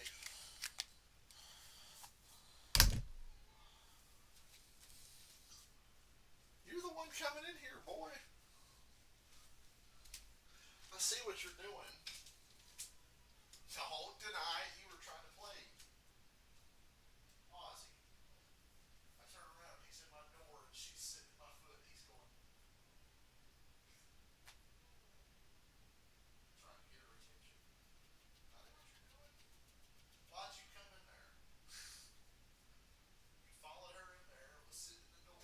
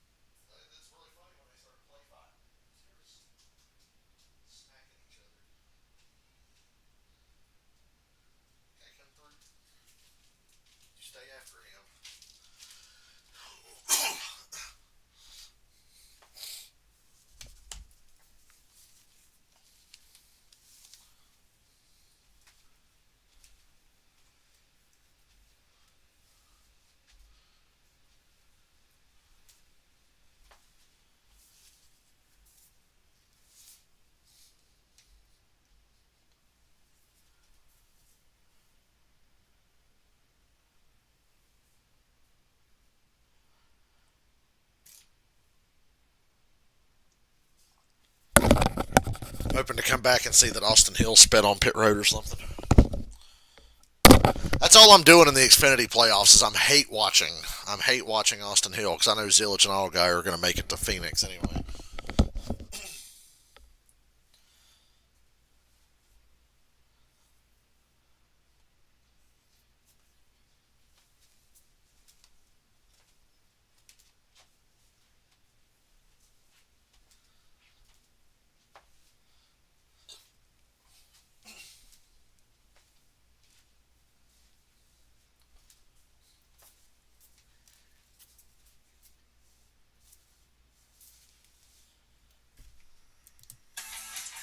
Getting you ready to go for stage 3 here at Kansas Speedway. And it's a good time to look at the Bristol-Myers Squibb playoff picture and how these 12 guys in the playoffs are running currently right now. We've got Brandon Jones at the top of the board because he's currently leading. Of course, Connor Zilich, Justin Allgaier doing some work in the points. Austin Hill still below the cut line, but barely. Man, that cut line is a lot closer than I thought it would be.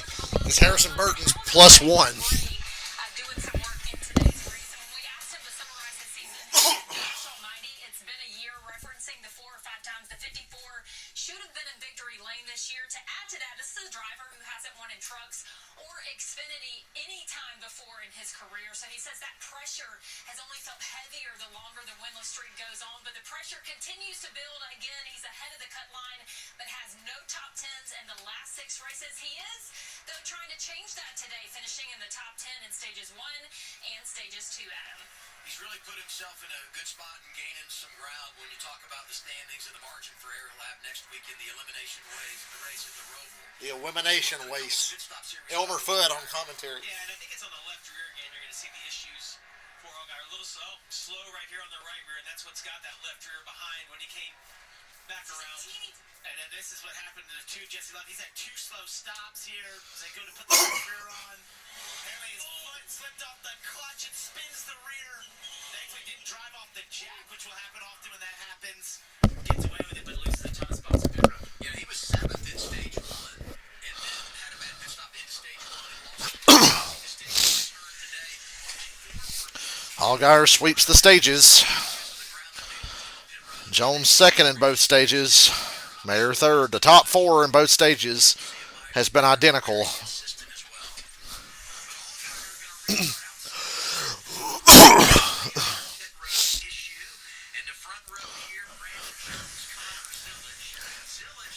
Now it's all about where you finish.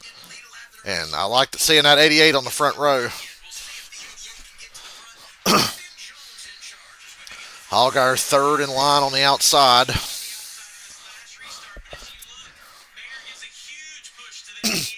Good push for Mayer to get Zilich out front. Clear up, clear up, clear up, clear up. Don't let that 20 get this run off the corner. There you go.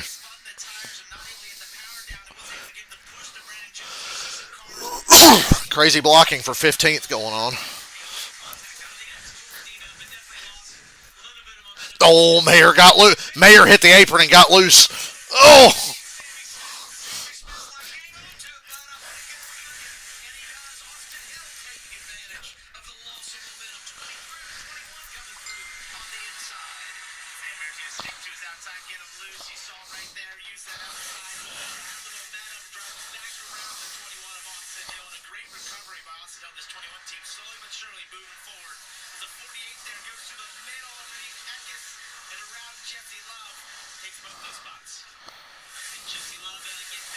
As soon as the 88 got out front, Dylan texted me, well, GG. Oh! Eckes and Raja almost wrecked on the front stretch. Ew, pause.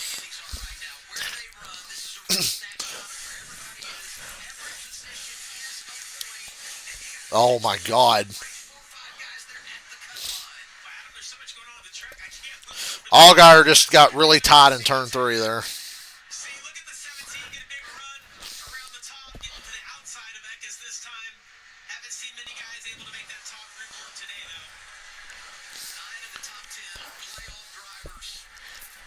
Look at Eckes. Oh, contact. Just hang on to it. That's Caruth trying the inside, down on the apron as they come across the start-finish line. All these guys just fighting for real estate right now. On the racetrack, it's Brandon Queen there. The 88, no momentum off the corner there, and the 20's got to run. Got to get this lead and check out before Allgaier gets by the 41 and the 21, because you know he's gonna.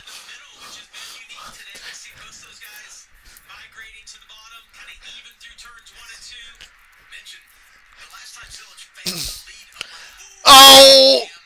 Boy, Raja is just a disaster waiting to happen.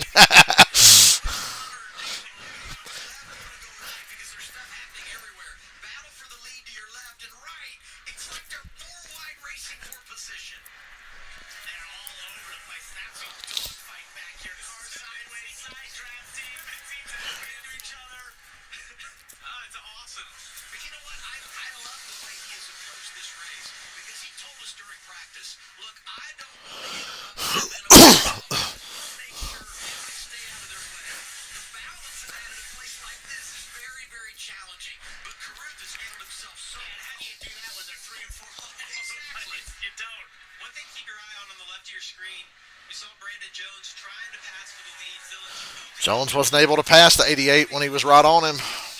That's concerning for them. It's bad news for everybody.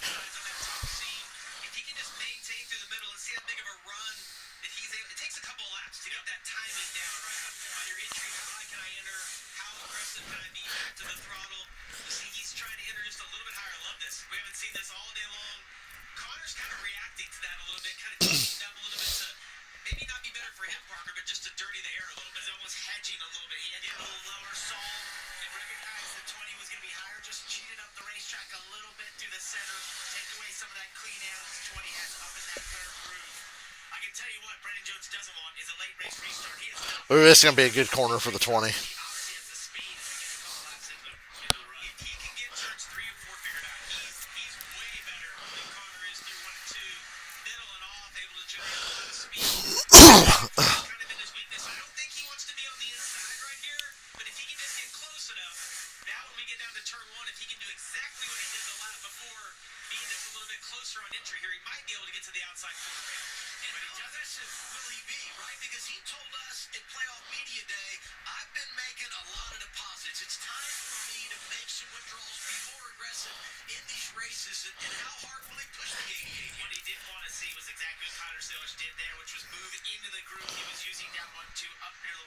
He 88's got that straightaway advantage. He's just faster all around.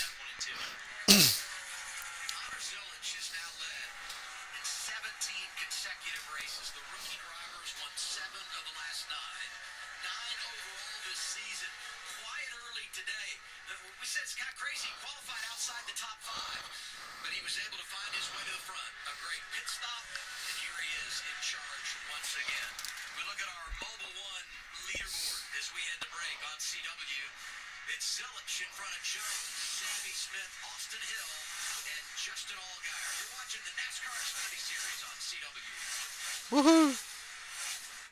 You deserve the best. Woohoo! Performance, See, they've calmed down back in Raja land. Nobody's almost getting hooked or sliding sideways at the current moment.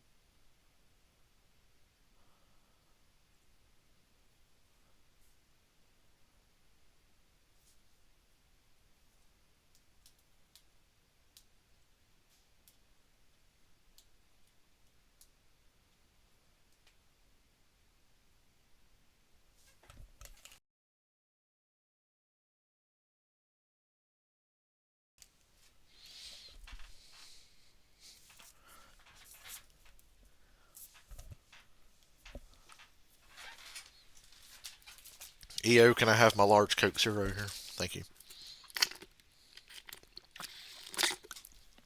She was eyeballing it.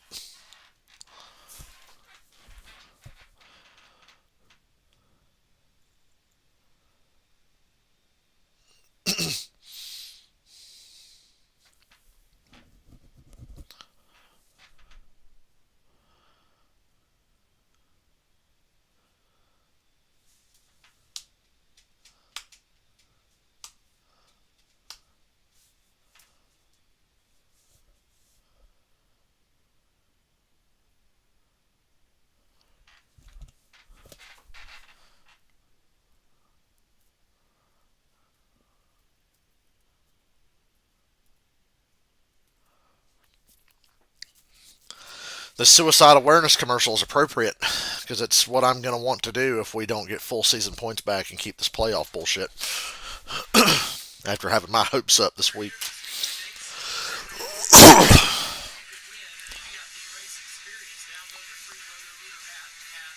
Sure thing, Junebug.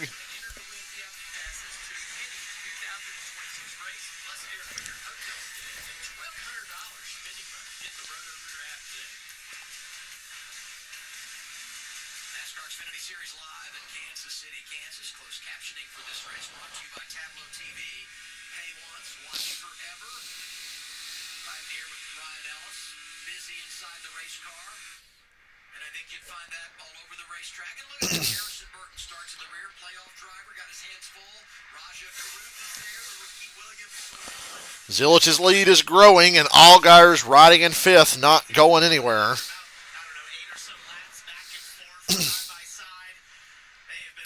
Can't even pass the super speedway merchant.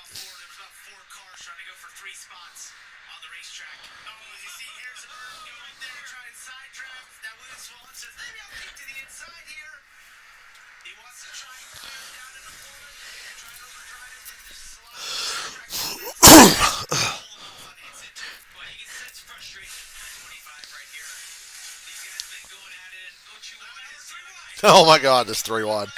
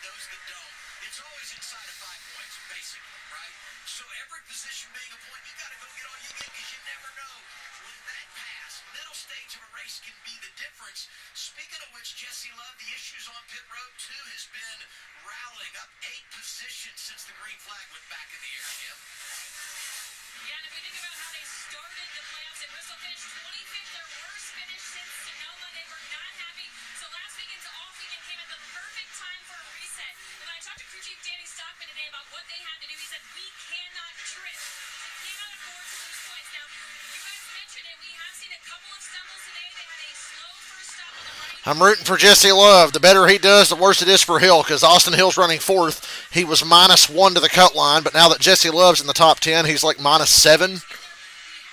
So, go Jesse Love. The RCR driver I do like.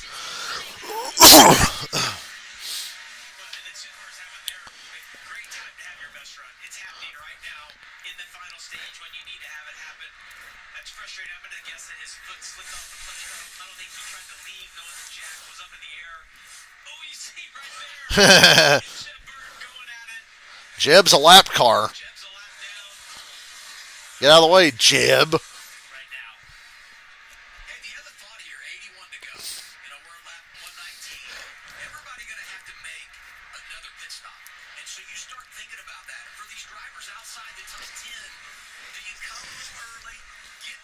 Nobody likes to come early, Adam Alexander.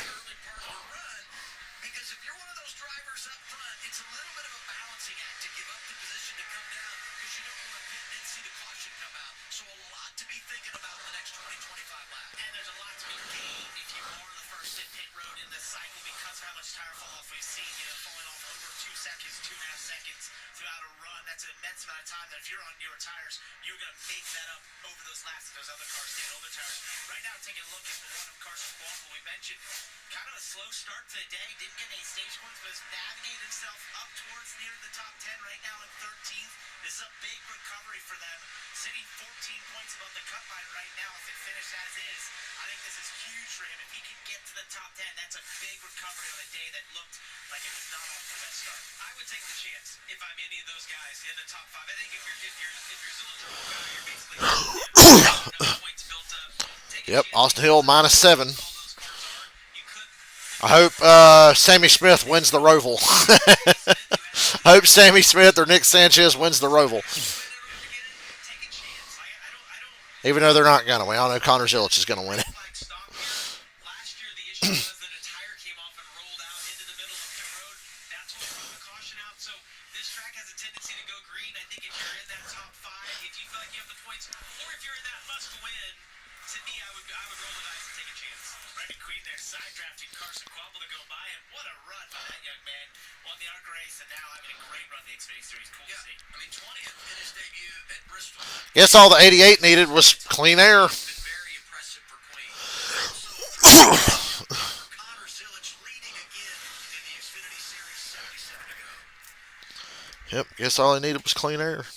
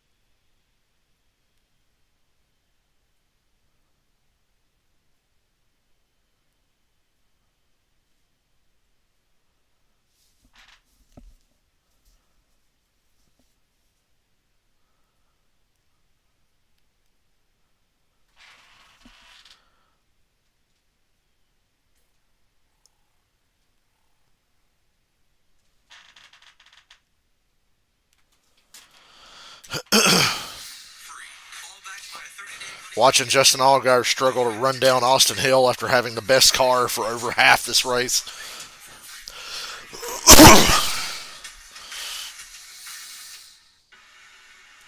Ooh, a NASCAR 25 commercial. I'm ready. I'm excited to dive into that and learn how to drive a new NASCAR game and race at places like North Wilkesboro that I've never driven in any game ever in my life. Maybe I should throw on NASCAR Racing 96 and drive North Wilkesboro later. Ain't that in the game? I think Wilkesboro's in NASCAR 96. I pre-ordered NASCAR 25 for PS5, bitch. Xfinity Series kicking off this big CW Sports Saturday. Coming up next, little ACC football. Virginia Tech going to Raleigh to get NC State. You like the Hokies? You like the Pack? What do you got here? I had a lot of family that went to NC State, so I will go with the Pack. Just because I love Virginia Tech. And for our producer. The Boot rivalry continues. Virginia Tech, NC State coming your way next on CW. Good rivalry on track here. Austin Hill, Justin Allgaier, and Allgaier who's dominated the race today back in fifth. And Allgaier scrubbing the wall a little bit. That was NASCAR Heat 5. He'd be at 45 miles an hour right now. Maybe this is why we haven't seen it. Just doesn't have Excuse me, NASCAR Rivals. NASCAR Rivals is the one where if you touch the wall, the game brings you to a complete dead stop no matter how you touch it. And then glues you to it and you can't get off of it. Because, that's how it works. to me like it even knocked the deep. What is this fucking 32 doing? Austin Green just tried to wreck Caden Honeycutt for no reason. Justin's trying so hard to get That was a pretty obvious attempt at wrecking someone. A failed attempt, but an obvious attempt. They had the bad pit stop. They got him behind, and honestly, I thought that he was going to be able to drive right back to the front. Let's hear what Allgaier has to say on the radio. If I want to know why track position is important, I'm showing it to you right now. He's getting on his guys. He said, if you want to know why track position's important, now you know. It was one thing to go back to second on pit row, but he got put back in sixth. He was on the third row on this last restart, and look how long it's taken him just to gain 2 spots. Once those leaders get taken off like the 88 has. He slides in front of him, but across him, Loose, but fast. beside him here. He's not going to make it easy on him at all. And why would you? Well, he knows what's at stake here, and he knows that that's one of the dominant cars of the season. Every spot matters for Austin Hill right there, 8 below the cut line as they currently run. He's going to fight tooth and nail for this spot, not make it easy on Justin Allgaier to go up there. I think we all felt like, okay, this is Allgaier cleared Hill for fourth. how fast this car was. But we're seeing, like you mentioned, the wall not really working the way it usually does. You just don't Just imagine if Austin Hill wasn't a dumb fuck and got all his playoff points taken away. He'd be like 5th or 6th in the standings right now. right now, but when you look, he's 6 seconds. Instead, he's 9. He's 9th, 8 points out. 4 laps before Zilic to make the tire difference pick up to be able to switch that. I think that once, if he does pit early, I think that the 88 or the 20 will react immediately if they come to pit road early. But that's going to be his only shot if we don't get a caution of being able to get up and win this race. But he's making the top work right now. As we watch his lap times marker, ran about 3/10 quicker than Zilic did being down low. So we're going to start conveying that to these other drivers if 7's able to make that top line work. It's coming in.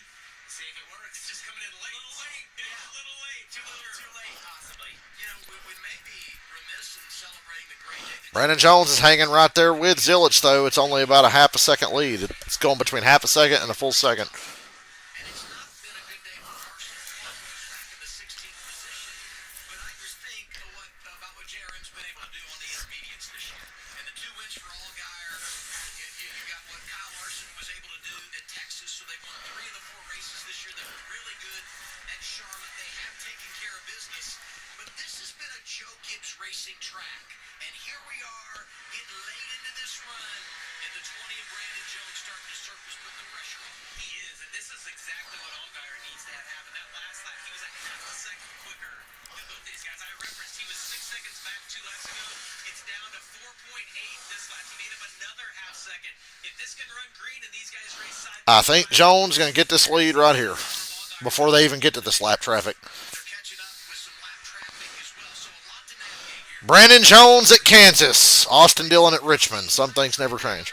Brandon Jones. He got a little loose there. Momentum's with the 88 again. crossover 88. This is exactly what Allgaier needs because these guys race each other. It's fun for us to watch. It's crushing their lap times. He's running about a half second quicker every lap. Let's see, it's down to 4.5 seconds this lap.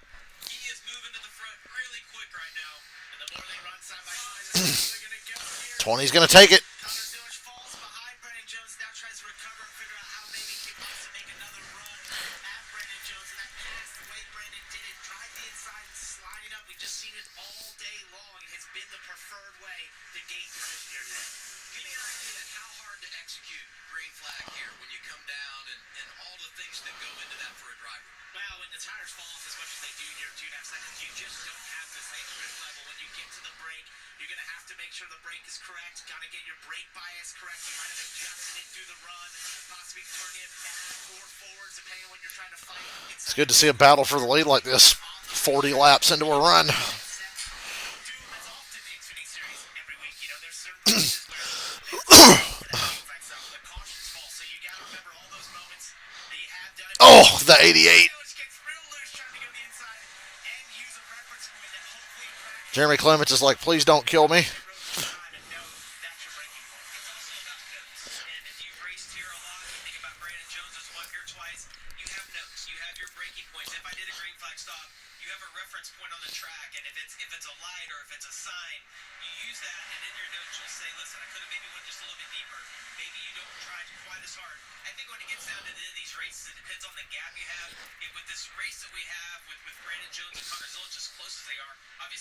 Still got 60 to go.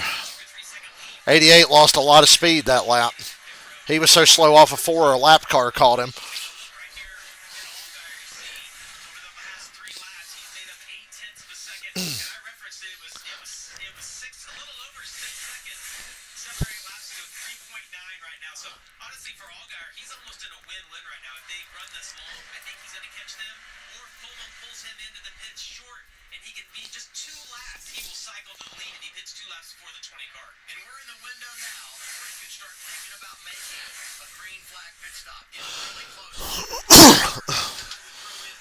We're in the fuel window now.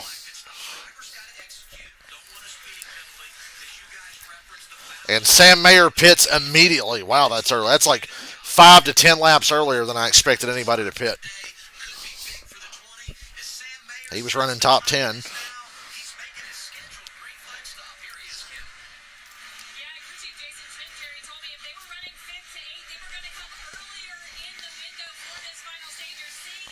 I would have done the same if I was outside the top 5.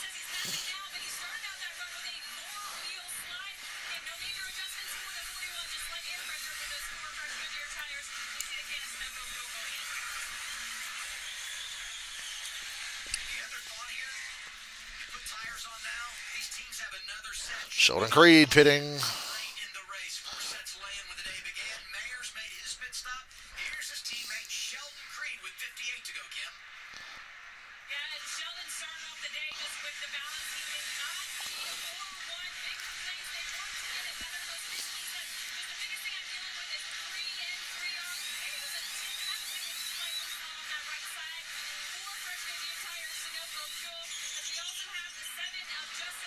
Allgaier pitting.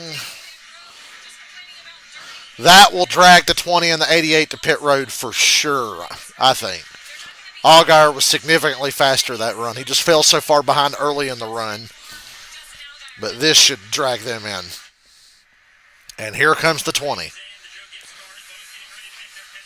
Leader is pitting.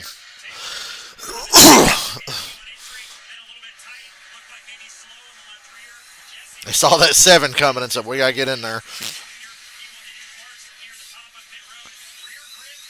Looked like a decent stop for Allgaier's guys. Nothing out of the ordinary.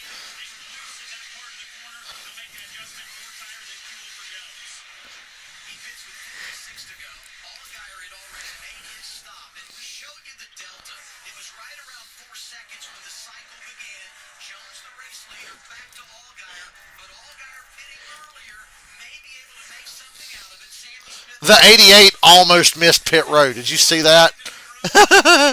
Good thing they're changing tires.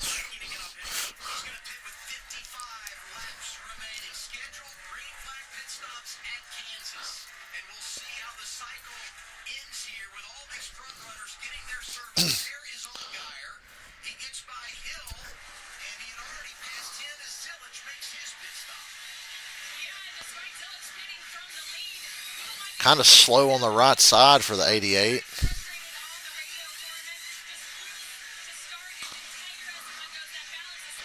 Brandon Jones definitely going to be the leader. And I think it's going to be a big gap, too, for the 20.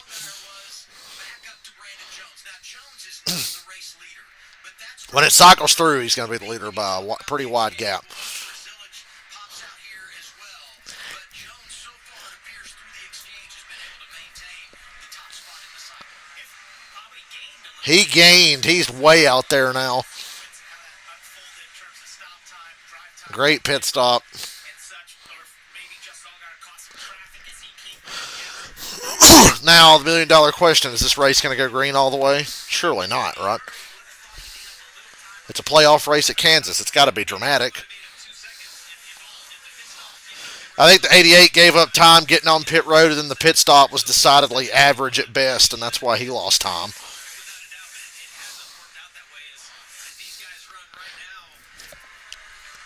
Looks like Allgaier's actually lost a second. Dylan?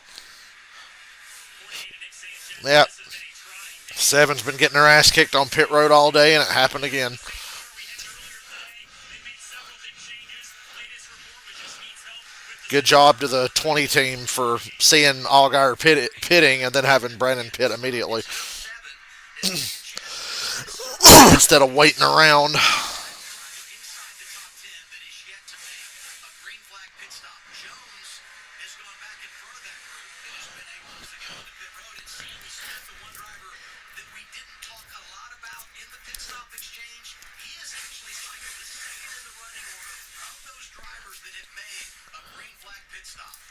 It worked out for him for sure in terms of that whole cycle there. So a large margin to Brandon Jones. So Thought he was going to say large Marge. Hell, Sammy Smith got up to second. Because remember, he was one of the first to pit. margin to the three that were near. Going to be 50 laps to go this time around. Austin Hill lost a spot in the cycle. He's out of the top 5 now. Tee. Every point counts. Get their service. It'll cycle back to Brandon Jones. Allgaier doesn't look like he's having an easy time here. Care of business through the He was really loose off turn 4. He's too far behind to mount a charge without a yellow. Not good. first of one of the guys that ran a little bit longer than the rest of the leaders. Maybe a slow stop getting a little bit clear change. He was plowing on corner exit. Super tight for the 25. Looks like maybe an air pressure. Come on, 25 guys. There's a chassis adjustment as well, but slow stop for the 25. Quaffle's run long strategy probably ain't going to pay off.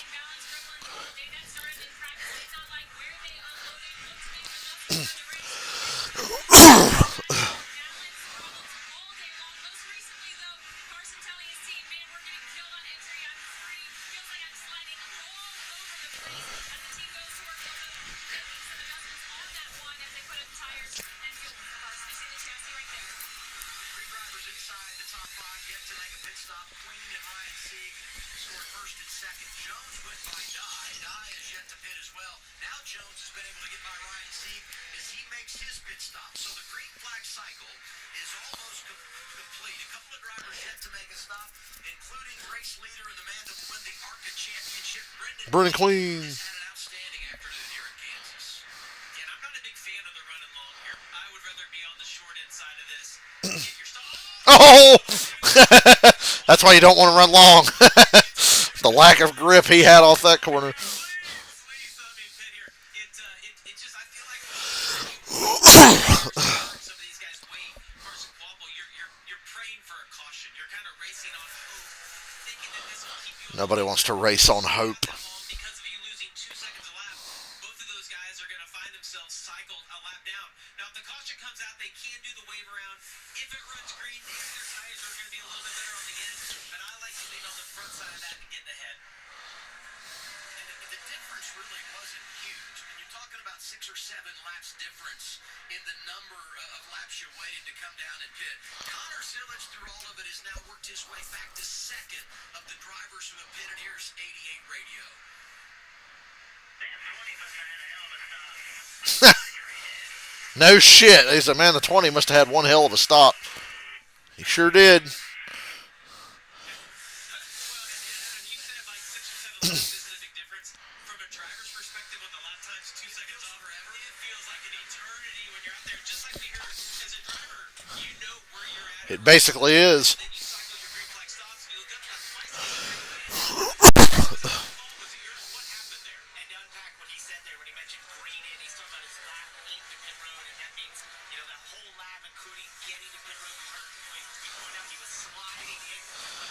Everything could. So he wondered, was that slow? Was my pit stop slow? Give me some information just so I understand what happened here. But to put all that in perspective, when the cycle began, Jones had a 4-second advantage over fourth. He's now got a 4-second advantage over what would be second place once Queen comes down and makes a pit stop. Let's take a look right here. You see Allgaier and Mason Massey right here. They're going to have some contact as maybe Justin comes back up on the track. They're going to be 3 wide. Oh, we got just about that. Oh, we got a wreck. Bonsignor off of 2 hard into the inside wall. And Brennan Queen is the leader. That's big. You think everybody's going to pit again? I think so. He had a great day going. He did. We've been talking about him Oh, Bonsignor ran out of talent, what little bit he had. the last time we were out. And I knew this race wouldn't go green. 13th when it got away from him. big impact. There was a bit of contact here. Yeah, I'm fine. Just choked up. Sounds like he might have had contact with another driver on the exit of the 48 of Nick Sanchez. Turn 2. Off of turn 2. But a vicious Oh, did he get wrecked by the 48? Oh, that's dirty as fuck. misjudged that. I don't. It almost wrecked Sanchez as well. You slide up, you get tied off turn 2, and Dirty Sanchez. we have it there. Unfortunately for Justin, he got caught, and then you start heading for that inside wall. You see the tires come completely off the ground. It's like the 48 took off up the racetrack. It was quick. Yeah, he Good grief. chased it a little bit at the same time and just met with the 19 at the worst possible place. It's always incredible to me that wherever the wall sticks out, it's where you'll find it. You always tend to hit, yeah. Of course, it wouldn't have mattered if that wall would have been in 20 more feet. It was still going to be big contact for the 19 car. Especially when you're not expecting where he got turned there. You're hard in the throttle already, accelerating off the corner. That's a bummer. Didn't run out of talent. He got run over. I take back my initial assessment. Cars on the lead lap. Here's Sanchez radio. My bad. I just flipped the nose. Yeah, good for it. I'll relay to him. Just reset. Well, it won't do any good, I can tell you that. You can go over and say, but 19's going to be mad. He should be. You kind of expect for everybody to keep control of their car, but it wasn't intentional on Sanchez's part. But the other worry for Nick Sanchez is just that right front fender there could have been dented in. I know these composite bodies, and they usually can get away with it, but if it gets dented the wrong way, that could cause a tire rub. Bonsignor, you heard him on the radio, did climb from the car and now go back and focus on winning another championship in the modified series. 4-time champion there and second in points with 3 races to go. Queen, the race leader, had not yet made his pit stop under green. Undoubtedly, he's going to come here. What does everyone else do? And who is able to do a wave around if anyone is in that position, depending on how they're scattered around the track? And in position for the free pass right now, Christian Eck is 15th, 1 lap down. He had pitted at lap 150, so 7 laps ago.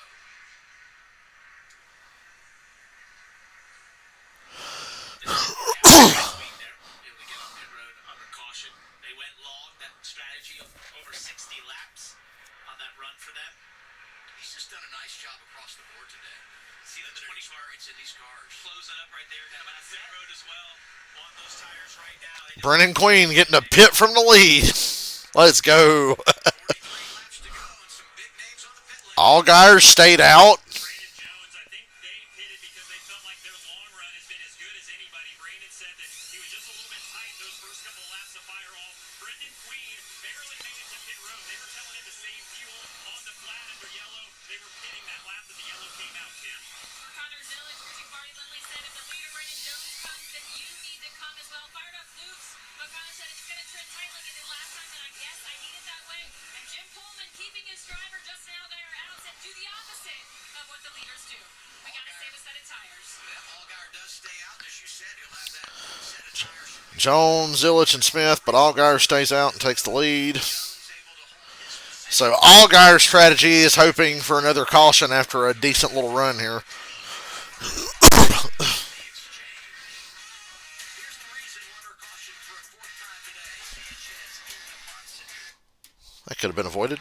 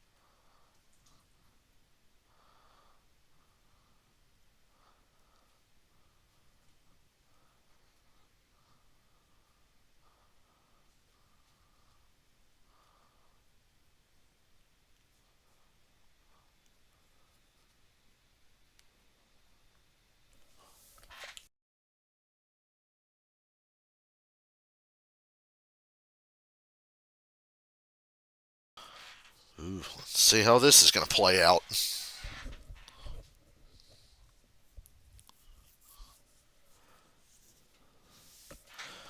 Whatever strategy or caution or lack thereof hurts Austin Hill the most is what I'm rooting for. Yep. Like I said, I'm hate watching. I'm hate watching the sport until we get rid of playoffs, and I'm hate watching Austin Hill.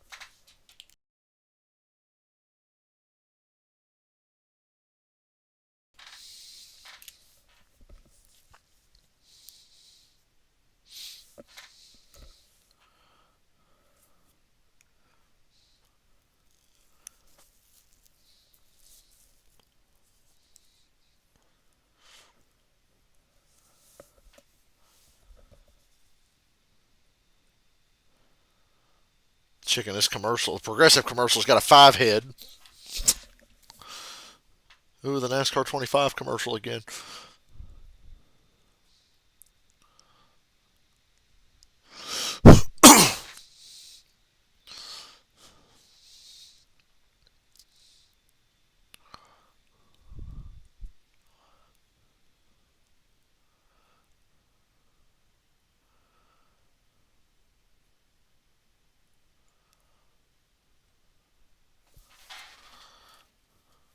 NASCAR Xfinity Series is brought to you by Progressive. Save when you bundle home, auto, and motorcycle insurance. Visit Progressive.com. Toyota, let's go places. And by Credit One Bank, NASCAR American Express Card.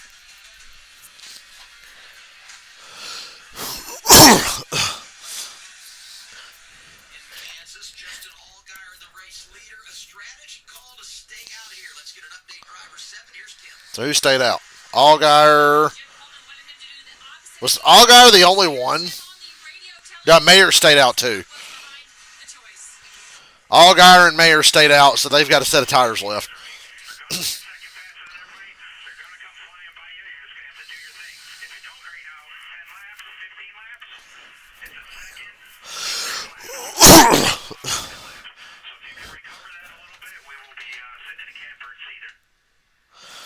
Yeah, Allgaier and Mayer's teams are banking on a late caution.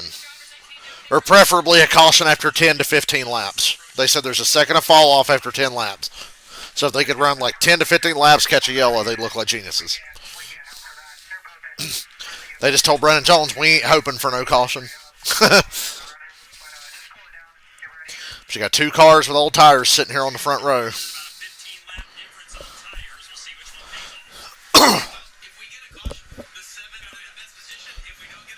If you get a quick caution, that doesn't do anything. You need to run 10 laps or so here. So may the odds be forever in your favor, Justin Allgaier.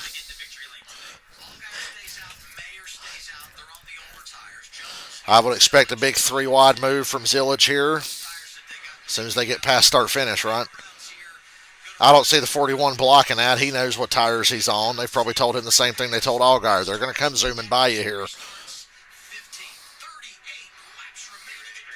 Don't change lanes for a start-finish line. I know it's tempting. Great launch for Allgaier. And then 88, yep, there you go, 3 wide.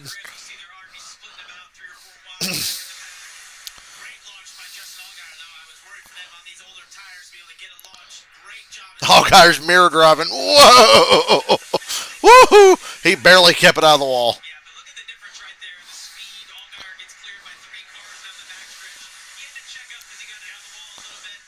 Now you need this to run and hope for yellow. Boy, Sam Mayer didn't fare nearly as well as Allgaier.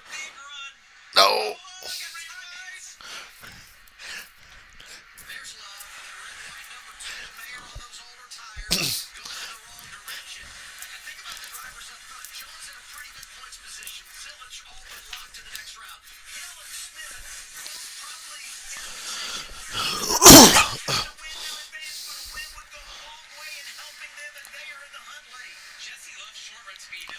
Go, Jesse Love. Been able to work the top, the middle, or the bottom. Excuse me. Jones is checked out slightly on Carter. Brandon Jones starting to check out again. Look at Love on the outside right here.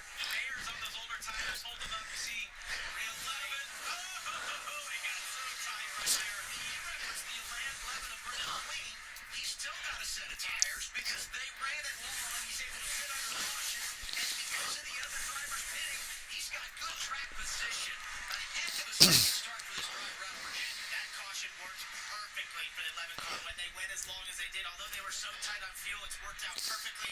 They're on the same set of tires as the leaders. Thought the 48 was going to claim another victim there. Allgaier's fallen all the way back to 11. And Zilich is running down the 20. Zilich, he's not letting Jones get away. When shit really matters, he can find that extra tenth or two. Does he smoke off turn 2? Maybe on the short run, the 88, I mean, it's hard to ever count him out based on what's happened. He's been there every single weekend. You see they put themselves in another good position here. But I like the 20 Yeah, somebody had a flat tire on the right side and there was no yellow. NASCAR wants to see Allgaier's strategy play out. Needs a few more laps of tire difference. the wall, kind of tired out. He's back on pit road. These two continue on fighting for the lead.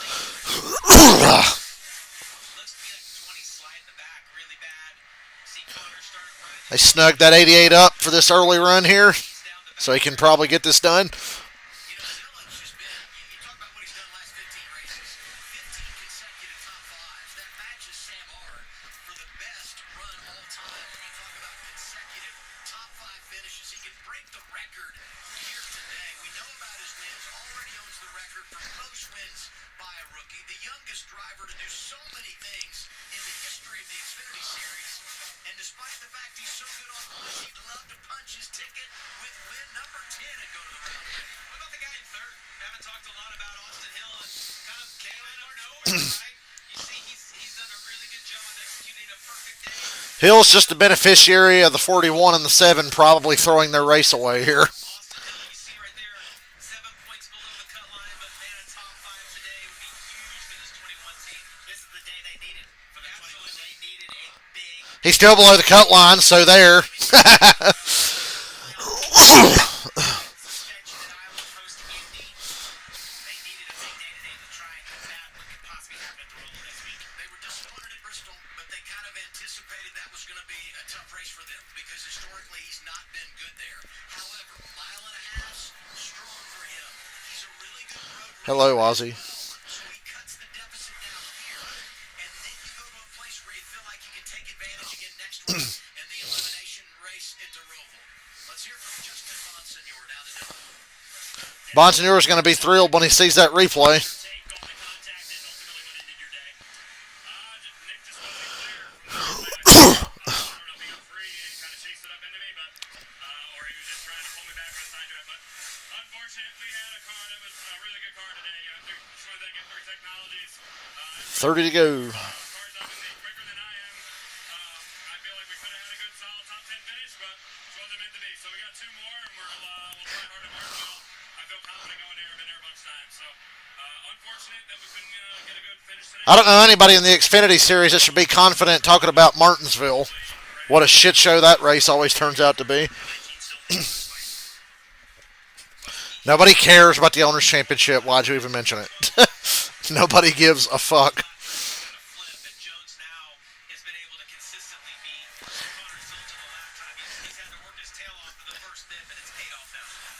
Taylor Gray up in the top 5. You talk about I know there's still time for Allgaier's strategy to work out, but I didn't like that call given how this race has been. Long green runs. I mean, look at the progress bar at the top of the screen. Stage 1 green all the way. Stage 2 had 1 early caution. And then we had a long run to start stage 3. So I didn't like banking on a caution today. Just the trend shows that's probably not going to work out. But it could still happen. Stage 2 didn't get any stage points today. 28 laps is a wall, but everybody's just strung out now. So it becomes less and less likely as more laps go by. what is it about Green and the final stage? You know, he had the speeding penalty up alive, and as you said, came back to finish second. And here he is today, quiet all day long, finding his way into the top 5 in the final stage. stage. He's there with 28 to go and trying to get another one. He's got Sammy Smith in his sights. Yeah, Sammy Smith's had a tremendous day. You look, he scored eight stage points. You see he's running the top 5 right now. He's just so frustrated with what happened a couple weeks ago in Bristol. You see, still 14 points down, but he's not out of it, right? He can go to the Roval. He can just finish where he is right here. He's still going to have a shot. We really don't have anybody, mathematically out of this. We head to the Roval next weekend, and we know how chaotic this can be. We don't get it out. Hopefully, we get a little rain next Saturday and make it even crazier. I wouldn't be aggressive. I shouldn't have said that.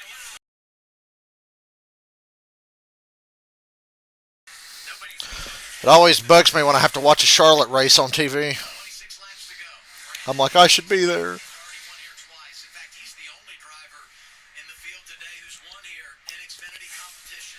And you look at his history. Need Sanchez to gain some spots here late, and for Jesse Love to gain some spots late. Back over for the coach this year. And you've seen a little extra bump in his step. Got a victory in Darlington. Keep Austin Hill out of the playoffs. He had a little bit of a different attitude as we entered the playoffs. A chip on his shoulder. He feels like this is his time. And boy, is he taking advantage of one of his better tracks here today. Well, great track for him. And as a driver, when you go to a track, you feel confident at. A lot of that comes because you know the fuel that you need in your car. It was a tremendous fit for him. His time in Junior Motorsports didn't have the success that he has in Joe Gibbs Racing, but you mentioned it. I mean, the 2 wins here, confidence as high as it can be. This has been traditionally a terrific track for Joe Gibbs Racing, and like I say, kind of knowing the fuel, the changes you need through stage 1 and stage 2, what you need to get your car better. And here he is right now, getting that top line working.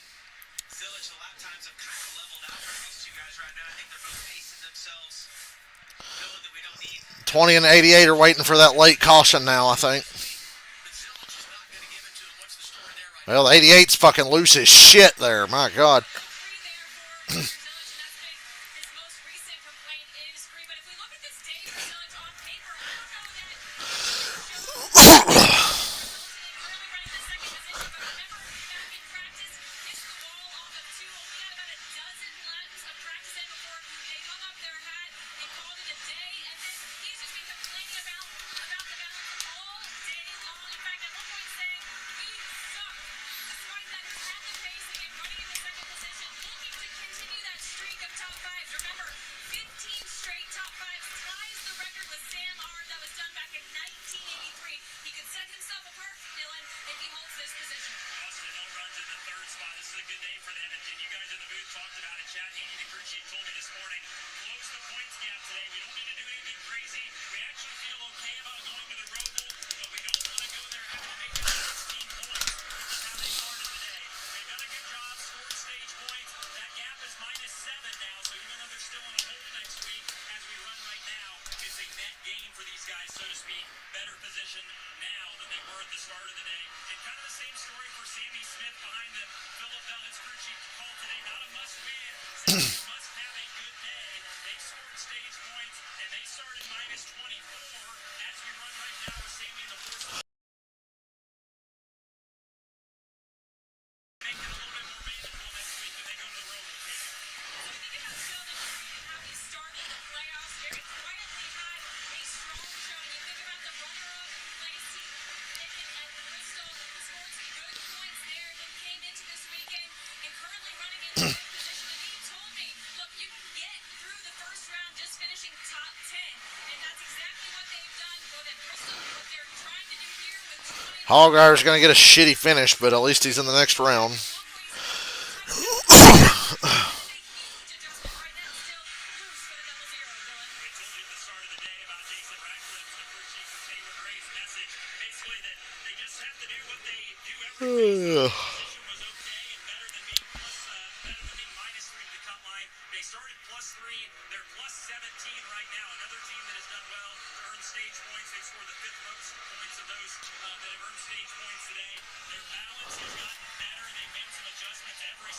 Taylor said this last adjustment they made on the most recent pit stop was a positive one. He runs in the 6th spot right now, +17. 54 drop back and give the 2 a spot.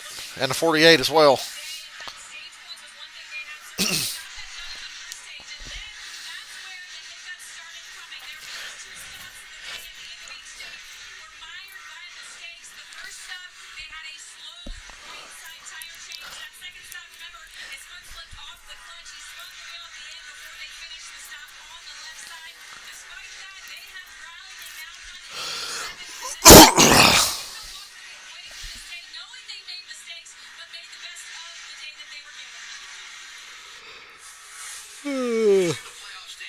pretty. Reports there and wonderful information from Kim and Dylan. And you see how things look with Jones out front. They talked about where some of these drivers are, but I just look at the margins right around the cut line. And really, if you go from Waffle down That Roval's going to be painful for everybody from 5th to 12th in the standings. by single digits at the cut line. It is, and the one that sticks out to me is Allgaier on that because right Taylor Gray, Sheldon Creed, Carson Quapple, Jesse Love, Nick Sanchez, Austin Hill, Harrison Burton, Sammy Smith. Yeah, the Roval's going to suck for them.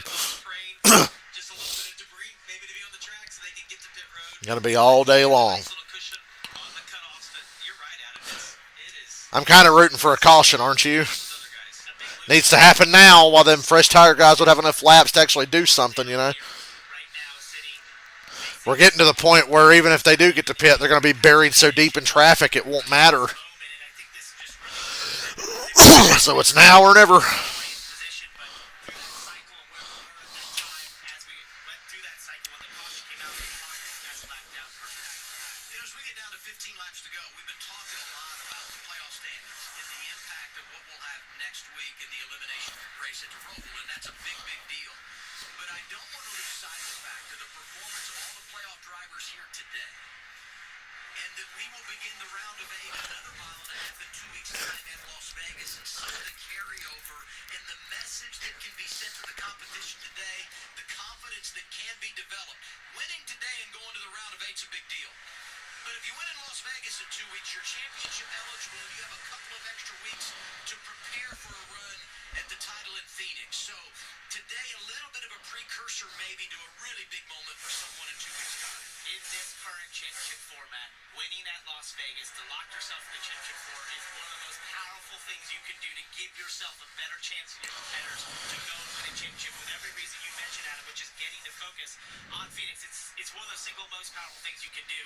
And I think to your point today is a great indicator. If you're good here at Kansas, you can be good at Las Vegas. It's very similar. The one thing I will say though is this new right side tires obviously thrown many of these teams for a loop. They had to learn that today. I don't know if that transfers over to Vegas. Talk about playoff drivers.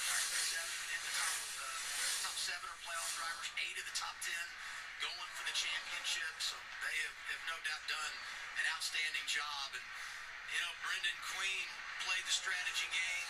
He's done great today. Second career start in the top 10. But, you know, if you're Nick Sanchez and you know that every position is a point, you're like, okay, I'm going to rain on your parade because I want just one more spot to make my life that much easier when I get to the Roval next week. You can't say enough for Butterbean though. First race in the Xfinity Series, finished 20th. You could sense the disappointment, right? He wanted to do better. His expectations were higher than that. And to come here this weekend, and I mean, he's put together a tremendous race. He's qualified well. It's been kind of a complete day. And to me, Brendan Quinn has went from just this late model guy from the southeast to almost like a household name now. And we talk about him every single week. He's going to be the ARCA champion if he can start the race next weekend at Toledo. You see him out here gaining a lot of respect. I'm telling you, the 11 car is sideways as much as it is straight. Good, we need a caution. So much fun to watch. He's a great person. We need a caution, man. And held off the 40 here. Nick Sanchez Need a caution. breathing room here. Help. 3 and 40 at Port Dillon. Yeah, what I think you guys will understand is when you make your first run at Bristol, 2.5-second lead for Brandon Jones. happening so fast. So when I talked to Brendan this morning, he's like, I'm really excited to be here. They're not all going to be thrillers, ladies and gentlemen. Continue to learn today and really be able to think through it and apply it. He had a lot to learn with the aero, the things that are challenging about these racetracks. The experience of the cars around him has rebounded from 2 bad pit stops in the early stages of this race and has locked into The 11 almost spun again. the run. He's a caution waiting to happen. Very sideways there. Walked up the racetrack. Inside side drafting. He's learning all about the arrow that Dylan just described. Well, and if I'm spotting for the 11 car, I'll be like, hey, we put together a solid day. Let's not end it here with 10 laps to go for one position. But you see these guys going at it. He's learning a lot today. But look at the standings. Sanchez makes the pass. He goes from 6 back to 5 in relation to that cut line, and that could be a huge difference maker. And as I watch these two race, it makes me think about the possibility of a late caution. And at this stage, that could equal overtime. You know, if you look at our mile-and-a-half races this year, the last 3 have ended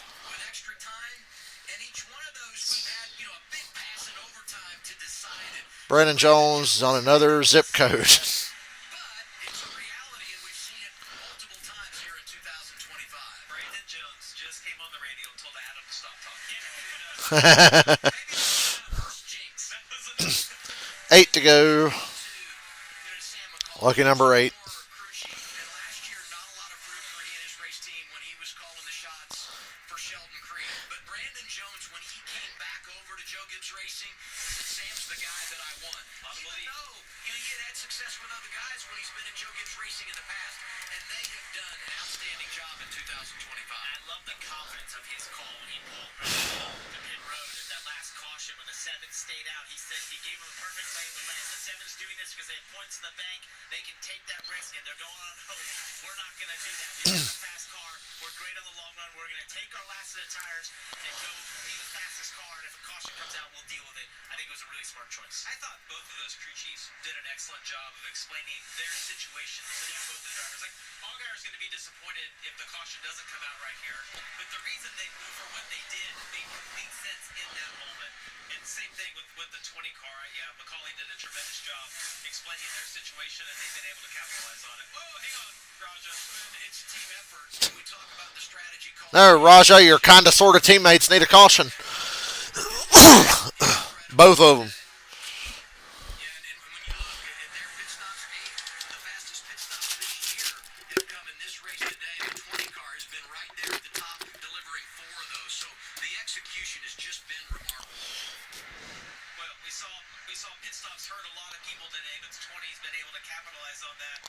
Coming out, setting on the pole. He's had Parker. It's been a perfect day for the 20 car. Got a little bit behind, maybe with a couple of those stages, but they've been able to execute the right pit strategy up to this point. They've had a fast car. The driver's done a good job. The crew chief's done a good job. The pit crew, and that's what it takes to win at this level. And I think this is the type of run they wanted to see to finish this race. When you look at some of the restarts he's had today where he's been the leader, lost the lead, had to fight back over the long run. Having a long run like this, if it does go to the end here on this run, this is exactly what they wanted to play out for that 20 car. The way they built that race car for the long run, the speed they had. Yeah, even with a caution now, the 7 and the 41 wouldn't have any time. 4 to go. Sixth, only 12 points up. Sammy Smith, 14 down.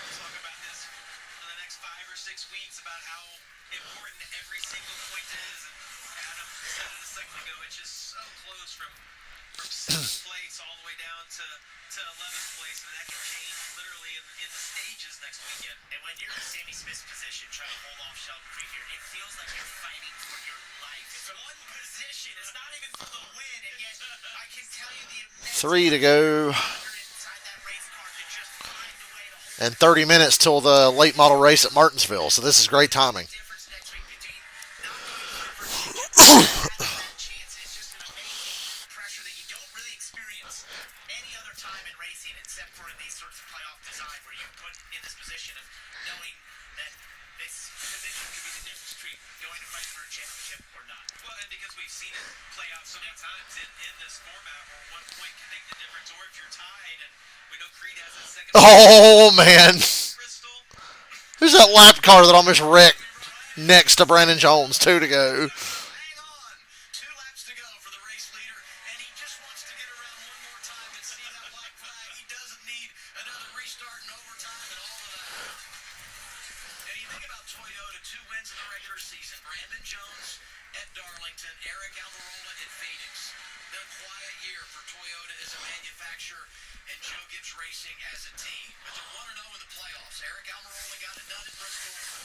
One more lap to go. I should start doing that every week for Bob Jenkins. The voice of my childhood. No need to push the issue right here. He's got almost a 3-second lead on Connor Zillich behind him. He can ride right behind these guys. Just bring it home. He was at Joe Gibbs Racing before, went to Junior Motorsports, unable to make the playoffs the last 2 years. But he comes back to drive for the coach, and it's been a great 2025 for number 20. Hello, Brandon Jones wins again at Kansas. Remarkable. And Sammy Smith's going to hang on to fourth. Sammy Smith, very much, gets fourth over Sheldon Creed. You can breathe now, Sammy. Zilich and Hill second and third. And Zilich gets the record, 16 consecutive top 5 finishes, the best all time. And for Brandon Jones, the Kansas trifecta, his third win here in the Heartland. Really, I think there was a lot of people, as if Kansas was in this round, saying if Brandon Jones is a part of the playoffs, that's the race. Brandon Jones at Kansas, Austin Dillon at Richmond, Eric Jones at Darlington. Sometimes mid drivers just have that one track, man. Wins the race. That confidence parlayed into great performance. I don't care what your advantage is going to the Roval, you never feel comfortable, right? And now he doesn't have to worry about it. Yeah, the Roval as a fan, it's a tremendous playoff race. As a driver, it's a terrible one because there's so many unknowns in the way that you would capitalize on stage points there. The one thing I'll tell you about Brandon Jones is I feel like he's put more effort in this year than he has throughout his whole career. He knew that coming back over here to Joe Gibbs Racing was his opportunity. The success he had here before, the work he put in the offseason. It's been a great year. We already knew the 88 was advanced. The 88 was locked into the round of 8 when they started the race last week. Zilich will be there as well. Probably at the end of stage 1 last week, the 88 was locked in. 8 entering the Roval, good enough to move him to the round of 8. And the reigning champ is going back to the round of 8 as well. Justin Allgaier, even though today didn't pan out the way he would have liked, good enough winning those 2 stages to have enough points to ensure that he will be back in the round of 8 in 2025. And they can take that set of tires with them, I guess. The right calculated risk for the situation they were in. Absolutely. Didn't net out, but it was the right choice. Yeah, I mean, you're going to be frustrated if you're in his position, but if the caution comes out with 10 or 15 to go, you're in the position to win. Right? You got the best situation there, and I think they played the cards that they were dealt. They did a great job of it. How about Joe Gibbs Racing? They were so good to start the playoffs at the Cup level, and they're 2-0 in the Xfinity Series. 7th career win for Brandon Jones. He grabs that checkered flag and eventually will make his way to Mobil 1 victory lane. For the coach, 14 wins here in the last 19 races. Wow. I mean, Joe Gibbs Racing has just dominated Kansas on the Xfinity side. Got a pretty good chance to dominate tomorrow, too. Here's Kim. That's right, Adam clinches a spot in the round of 8. Runner-up finish here, though. I know you were frustrated with the balance of your car throughout the day. What was the biggest challenge out there for you and the team? Yeah, it was tough. It was a new right side tire for us this year, and it was definitely a lot different. But no, really, hats off to the entire Carolina Carport Chevrolet team. My picker did an awesome job. We just did a solid job executing all day long with a car I didn't feel like was winning capable, except at a point there in stage 3, I thought we had a chance at it. So we'll look back at it and see what we could have done better. But we were just kind of throwing Hail Marys at it all day and trying to make one stick, but didn't. I know you would have liked the win, but this is your 16th straight top 5 finish. That sets you apart from legend Sam Ard in the history books. What does that mean to you? Yeah, it just shows that these junior motorsports cars are as fast as Xfinity Mobile every week, and they make our jobs a lot easier as a driver. So it's really cool to not only have that record but go 16 weeks without a DNF. There's a lot of things that we can be proud of as a team. So we just got to keep doing what we're doing and executing, and hopefully we'll give ourselves a chance at it in Phoenix. Connor Zilich transfers to the round of 8. Well, guys, I know that I'm old because those glasses make no sense to me. They're a different color than the ones earlier today. Yeah, he and Jesse Love, I think, wear those, and I don't get it. And now our Mobil 1 winning moment Okay, Boomer. today about Brandon Jones. Starts on the pole, leads 54 laps. And on that note, Deficit for Justin Allgaier after some strategy. nobody else is here anymore, so why should I be here? I'm out. And here comes Brandon. See you tomorrow.